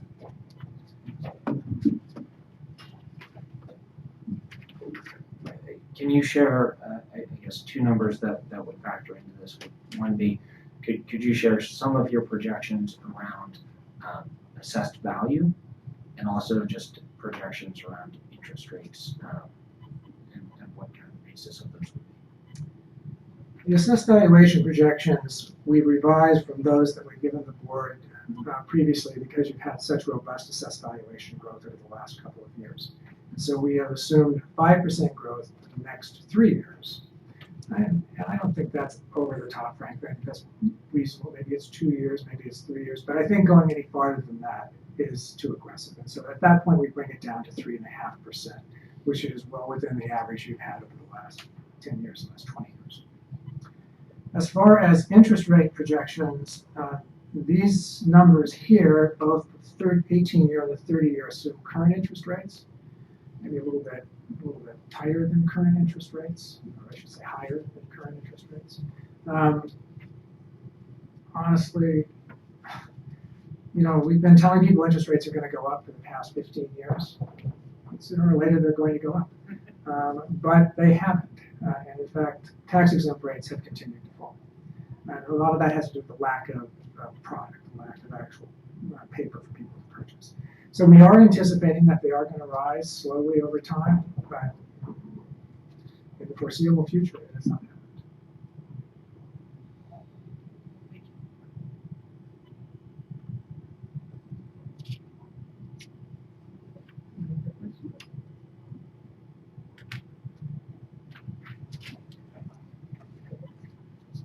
I guess I would encourage the board to study this closely, because when I visit school sites, I see a lot of things that I want to modernize or rebuild or replace. And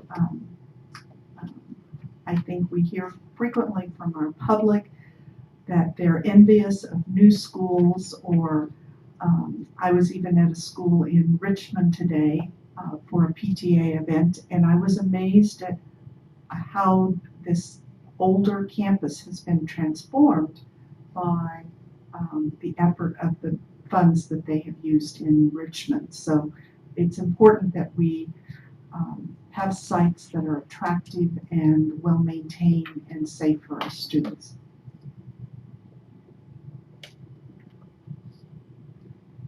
Well, I agree about the public, which is right now, that's where my focus is on this survey of the public and trying to get some feedback from them, because I know hopefully it's past history, but there's been a history, and I'd be interested to see where they sit now as far as does their desire for a nice school override their bitterness over past transgressions here. He is one of the bitter ones. Yeah, I just found a whole newspaper paper thing about this today where Miss Mason was quoted about her bitterness in it, so Yeah, I reminded was me. not the proponent of this last bond. I was not on the school board at the time and did not think it was well developed. I didn't think that the leadership was in the district at the time to carry it forward. And I said the difference between now and then is night and day to me, because what we have now is actually a functional district with better planning, better leadership, better follow through. So I see it as night and day. And it's interesting because we're really sitting here talking about the next bond. And it's, I think with John ahead, is saying, you know, these are just a little smattering of the health and safety issues that we haven't even tackled.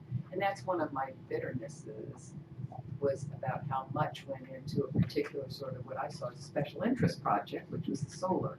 A lot of it got eaten up where I thought nuts and bolts things should have been primarily done.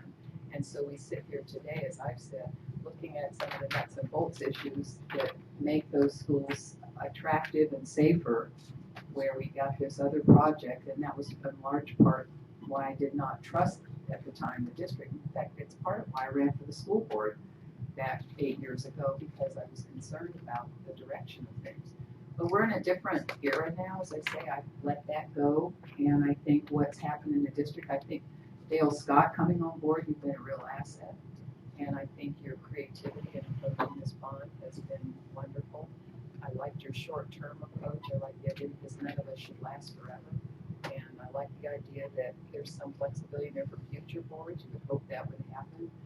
But I'm now in a place where I think we have a whole different tone here, and we have a list of things that were not accomplished with that last bond because so much of it just got eaten up by solar.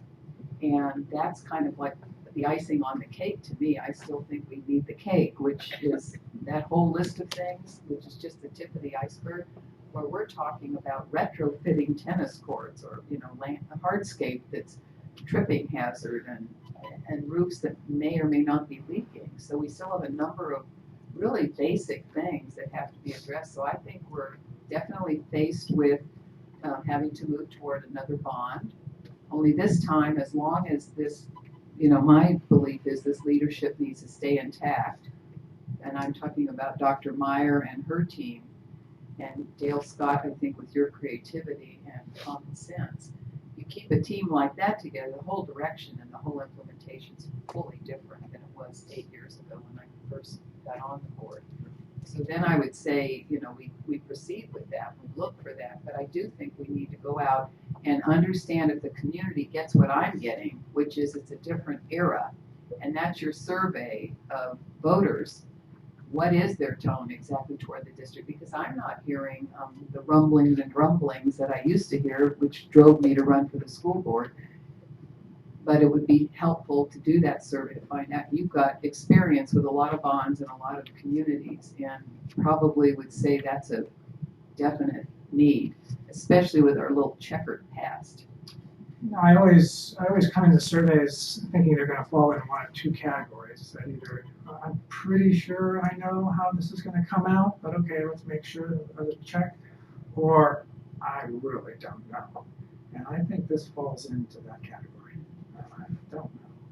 So I couldn't agree more that that is probably the first piece, and if the answer is no, then dust yourself off and wait to 2020 and keep on improving. That's what I'm thinking. I think I remember before I was on board, they ran a survey of voters, and originally I believe wanted a parcel tax and couldn't get to the percentage necessary to pass it, so they dropped down to a bond. But again, to me, it was a totally different era, and I was, actively watching, because I'm a community member, what was going on in the district.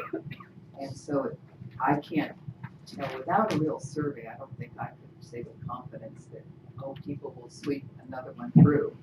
So I would think that's a preliminary thing we should investigate, especially if there's any interest from this board in terms of considering this, and especially given the timelines that you're looking at here, and whether people want to look as early as 2019 or wait several years, as you've just said.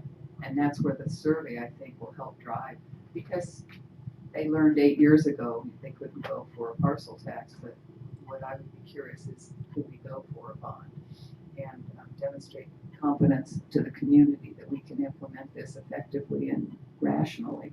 So if I'm understanding you, there's two pieces to this.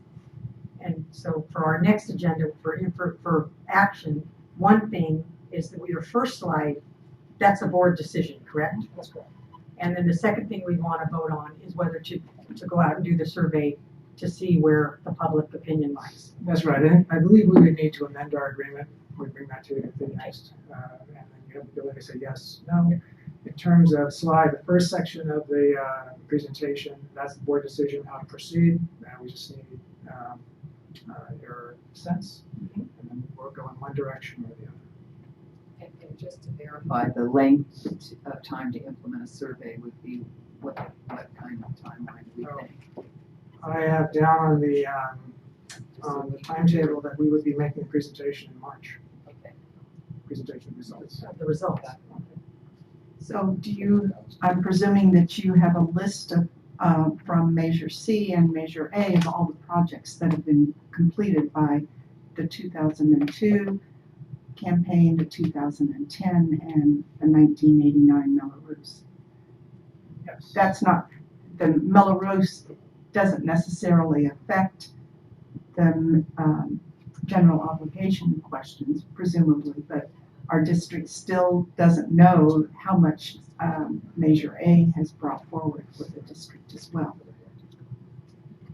So Measure C has been able to give you a list of the accomplishments. I believe we have that list, yes. We'd have to check. Because we really haven't promoted the successes of the construction of all the science buildings and all the replacements of classrooms, the air conditioning of all the classrooms across the district except for Woodside, and other improvements. So it is part of the confidence building in the community, I think, to showcase what was accomplished that was daily, meaningful daily to kids. Right, but we haven't been able to do that because we haven't had a public relations person in order to promote that information to our community. So that's part of this package of getting busy if we really want to pursue this. Okay, well, it looks like we'll be seeing you again in a couple weeks. Thank you very much. Thank you. Thank you. All right. Takes us to memorandum of understanding for real food in schools. Is this my favorite chef here at the front office? Well, we actually have a video that we're going to put up first before we start with any presentation. And what you have before you is an MOU that we are going to apply for a grant, but this video will give you some information prior to discussion.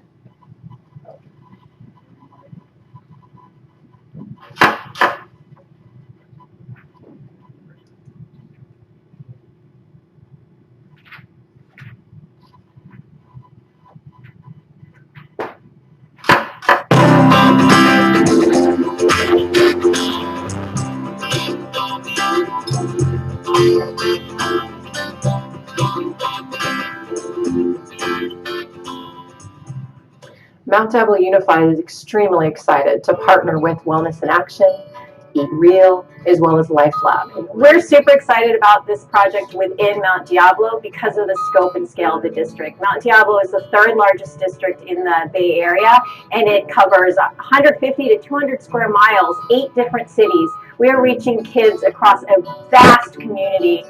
Mount Diablo has also been partnering with LifeLab in order to align to state standards as well as the next generation science standards. We have a certification system which includes some science-based health and nutrition standards. Our model is heavily science-based and science-backed. So that informs the standards and the certification process. And we're also leveraging that to take that science-based learning and inform the curriculum, the education, and the learning process as well. We can't reach and transform our food world without starting with our children. From seed to the family table, our students and our families embrace this new curriculum and focus on fabulous nutrition. Having that be part of the whole vision that we're working on is incredibly important. We have built out several outdoor education spaces where students spend time during their day growing their own food, preparing meals, and then trying them at home with their families. Recently, we've been partnering with Wellness in Action, who's helped us do a deeper dive in nutrition education at 2 of our Title I sites. Wellness in Action has also been involved in bringing community partners to Mount Diablo School District. We've been able to work with 2 schools this past year to bring cooking and nutrition into the classroom. So we were able to offer parent culinary events where we actually had the parents come to the cafeteria after hours and teach them culinary skills. And the parents were so excited to see their own kids participating that they were learning as well. And so we're making that connection from the cafeteria all the way back into the home.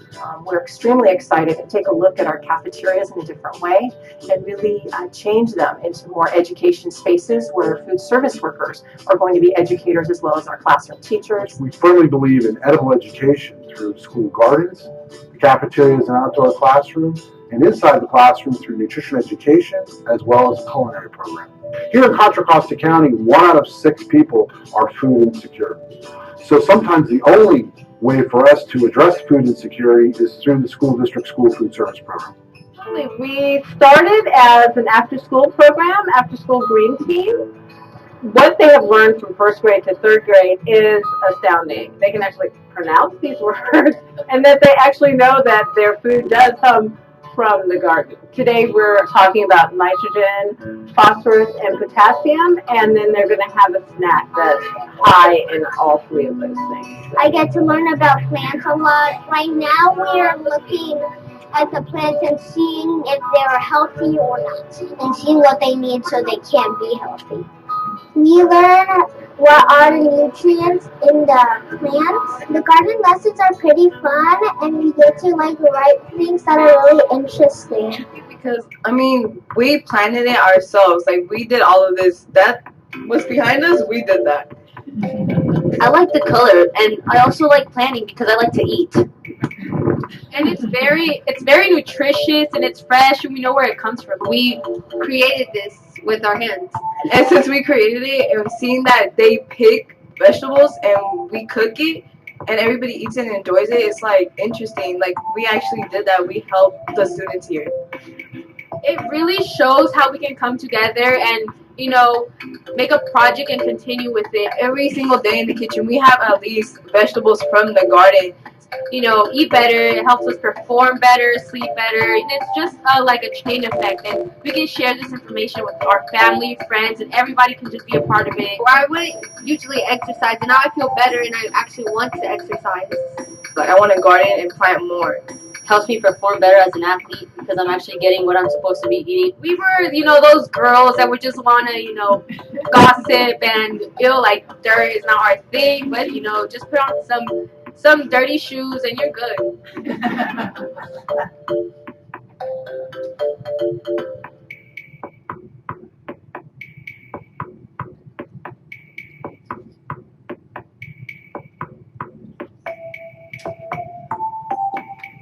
I want to say a picture is worth 1,000 words. Thank you to our wonderful presenters, Jennifer Sachs, Dominic Machi, Kristen, and our students and our teachers.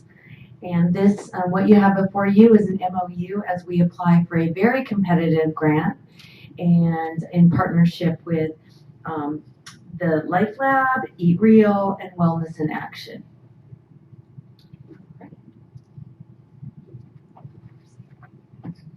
Oh, and Paul Renault from College Park was the videographer. Thank you. So this is an action item. Yep. All right. Madam President, I move the board approve the memorandum of understanding for Real Food in Schools Collaborative. Thank you. Second.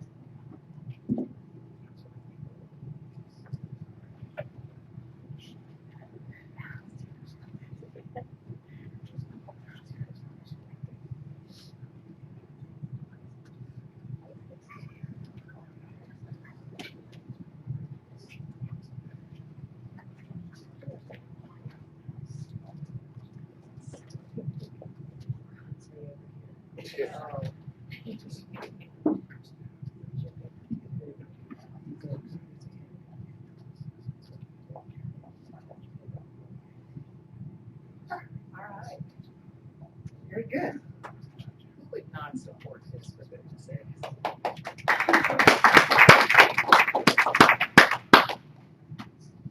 Okay, 18.5, classified personnel job description for Assistant Director Maintenance of Operations. This is for information. So if anybody has any wordsmithing to do, now's your chance to do it. In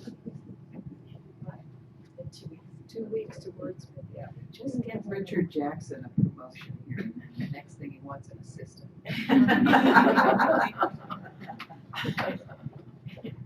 I see.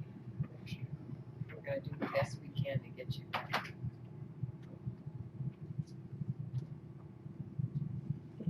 Questions or anything yet? Okay, we'll revisit that next month. 18.6, resolution 17/18-32, determination of seniority amongst certificated employees with the same seniority date, tiebreaker resolution, and this is for action because it's a timely matter. So, were there any questions that any of you have? It was pretty standard. I was just that was going to be my question. Could the superintendent perhaps share how have we done this in the past? Goodness, I know Or that is this in keeping with what we've had? it is in keeping, but I'm going to say I know that there are a variety of different ways, and when we describe them, they are random methods of choosing tiebreakers. They've included picking numbers, using the last 4 numbers of your ID. But Sam, can you share? I know we haven't done any while I've been here, but I believe that this is the way that we've done it in the recent past. I don't know if I'm looking to Denise because I know she's been here longer in our personnel department. Darn it. It's a good nice thing. Denise Larkin, expert. Yes. Yeah, unfortunately, I have a lot of experience. We use the same criteria. We have used the same criteria for the last several years. Actually, the last couple of years, we have not had to do any layoffs, so that's been good. But before that, if you have people that are hired on the same date, then we go through this criteria to determine the tiebreaker. And so if you have, say, 5 out of the 6, you have a higher rating than somebody that's only got 4 out of the 6. If we have people who are the same all the way, have the same number of criteria, then we do a lottery with a Medea present for that. And that's how we determine the order of seniority. So examples of some of the criterion would be years experience, total. Well, mostly it starts out with your credential. Do you have a full credential? Do you have a credential in special ed? Do you have BCLAD? Do you have a credential in math, science, or special ed? The areas that we need. So kind of the layoff skipping criterion. Right. So right. Sometimes it has gone to the point of when you do the lottery that it is a very random thing. So they do things such as pull numbers or, look for digits. And so there are different types of ways. So if we have, say, a stack of maybe 15 people that were hired on the same date that have all the exact same criteria, literally the union president comes and says, that one's number 1, that one's number 2, that one's number 3. And Draw rocks like on Survivor. yeah. Yeah, I was going to say it is a random process. But It's done blindly by the union. blindly is the, yes. Not, I want you, it's blindly. And not this districts, but other districts I've heard flip coins and things as such, and so it's not something we're proud of as a Some people system. decide what choose that we have here too. Sometimes a necessity to be random. Thank you, Denise. Okay.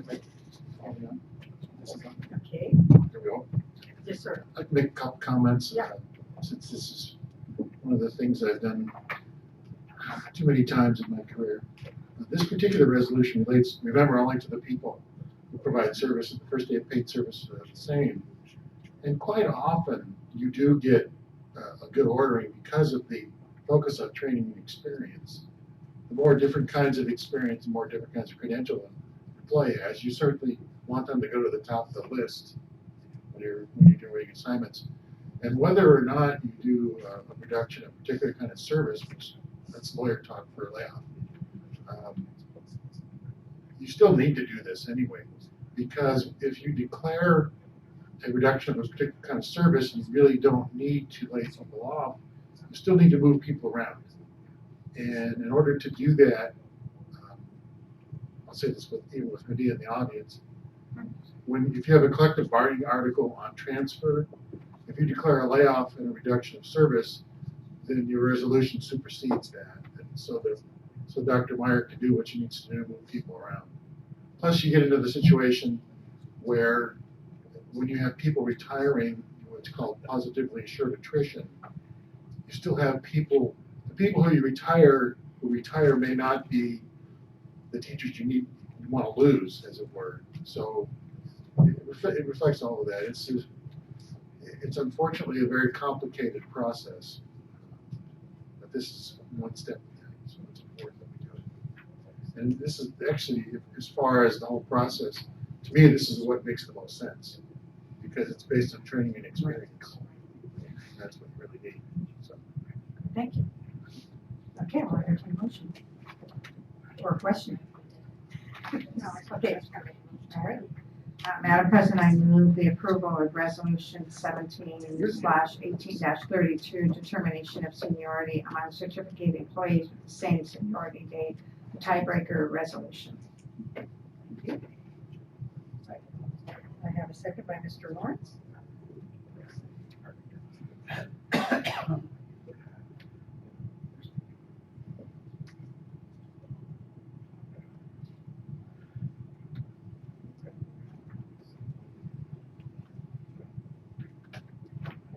Okay, that passes 5-0. 18.7, revision of board policy 6020 parent involvement for information and action, because it was here last time. First wanted to say I greatly appreciate the fact that we now have a marked up copy, and the clean, it was much easier to compare and contrast that way, so thank you. I agree. Thank you. Whatever staff did that, thank you. I do think we should quit saying info/action though. I think this was my point the last board meeting. They ought to come forward the first time It's information. as information and the second time as action, because when you put info/action, it sounds like we're right back in that same problem. So I would drop the info on this, but I am glad we've moved toward clarification of this now. Okay, thank you. Madam President, I move the approval of revision to the parent involvement policy, board policy 6020. Second.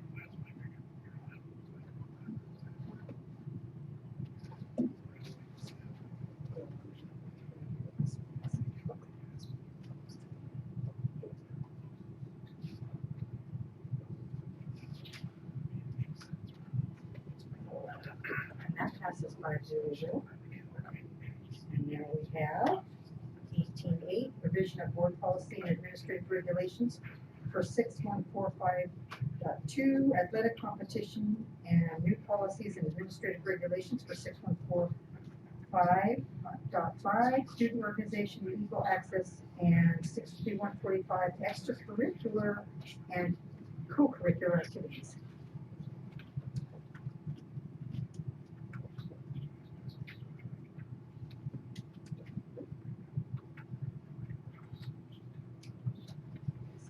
Madam President, I move that the board approve item 18.8, revision of board policies and administrative regulations for 6145.2, athletic competition. Okay, a second. Clarification, are you only Sorry, doing the one or? I had athletic competition and new policies and administrative regulations for 6145.5, student organization equal access, and 6145, extracurricular and co-curricular activities. I got myself in halfway. Ran out of breath. Thanks for that And then clarification. Mrs. Durkee dove right in and seconded me. Well, actually, what you're pointing to is there's a heck of a lot dropped in this agenda item. I think too much dropped in this agenda item because there's several different categories, and it's too much in one item. So for future, you I guys would suggest you not throw 3 different sets of board policies into one big pot. I just found it interesting that we're not reviewing 6145.1 and 6145.3 through .4. duly noted. Maybe they'll come back at another meeting. Well, one of the reasons, as we've discussed, is that we're changing our non-discriminatory practices for our program monitoring. But you're right, it would be nice to go in order and do everyone, and but we're trying to hit the glaring problems first. So thank you. Yes, we do. Joanne Durkee says we did. No, you're good.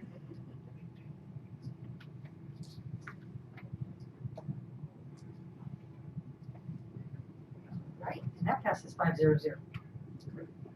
Okay, now we have 18.9, revision of board policy 6171, Title I.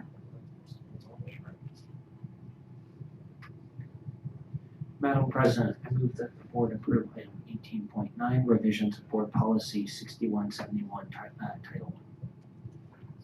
Thank you. Second.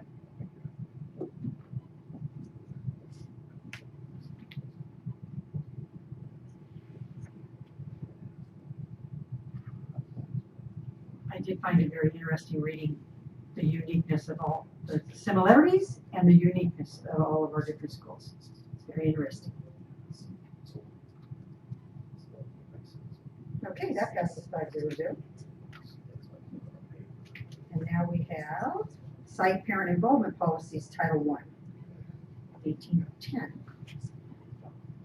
Which is okay. Anything you want to tell me? No, we'll get back to that one next time. Well, I just wanted to comment that I found it interesting that Olympic High School does home visits. I didn't realize that staff did home visits. I knew some of the elementary schools still did home visits, but not Olympic. Just want to make a comment. I appreciate how you each found something different within this and really looked at these, because that will be helpful as we have our review. Your involvement. Great. Now, 1811, Board of Education Committee assignments for 2018. Now, this was not attached. It was not attached to the agenda, but it's here tonight. Right. But I don't think it was attached to the public. This That is was my my point. So I think we may have to postpone this because it wasn't attached to the public. But we didn't have it till tonight either, so I thought as long as it was available to the public at the same time that it was available to us. As long as the item. Just get a clarification. agenda item is sufficient. Yeah. Okay. It's an attachment, so as long as the public receives it at the same time as you do. Okay. Right. I just want that clarification. The item had to be on with the 72 hours, but not the attachment. And I get it, so I think my feeling is we had met the legal requirement, but if a member of the public wanted to look online and see what those board assignments were, not that I can remember in the past that people have objected, but I think as a best practice to make sure that we do have it posted on the public agenda so that if people did want to weigh in, that they would have that option. And it is for next year, so we're not under a time Yeah, constraint. I'm fine with waiting till the next one. That's fine. Well, that's what I would suggest, even though it's kosher. It's for this year, but Right. we're still good. We're okay, we just We're good. continue our committees. We'll still be in the same month, so. For example, Thursday night is the DLAC meeting, I fully intend to at least get to part of it. She's going whether she's assigned or not, so, So we'll still continue under the old guideline. which is what we've been doing thus far. Okay. It's very similar, yeah. There's a couple It's changes. just the principles. Yes, I agree. And the next one, fiscal transitions for Lakeshore Learning. Ms. Mayo? I request the board conduct a voice vote. I have a perceived conflict of interest based on the construction project that my husband is involved in. And this is supposed Okay, so I will entertain a motion. Madam President, I move the board approve the fiscal transactions for Lakeshore Learning for the month of January 2018. By voice vote? Yes. Second. So are you seconding it, Mr. Lynch? Seconding By a voice vote? via voice vote, Okay. Mr. Lawrence? yes. Ms. Hanson? Yes? Ms. Durkey? Yes. Ms. Mason votes yes, so it is a 4-0-0 vote. And unless I have some objections, it looks like. Oh, future meeting item or future agenda item. Yes, that will be on the next agenda. Go ahead. I would, Agenda item. yes, I request that the resolution calling for full and fair funding of California's public schools be considered by the Board of Education at our next meeting. And in addition, there is a informational item of 5 pages that's been prepared by CSBA for your information. That's factual information regarding the rationale behind this resolution. And I'm distributing it here at this meeting and have given a copy to the administration in case someone wishes to have a copy of it. Okay. And I'd like to thank Denise for helping us out tonight. Appreciate you stepping in there. And on that note, we are adjourned. I heard the Olympic song over there. Yeah, I said, all the Olympics are on all night.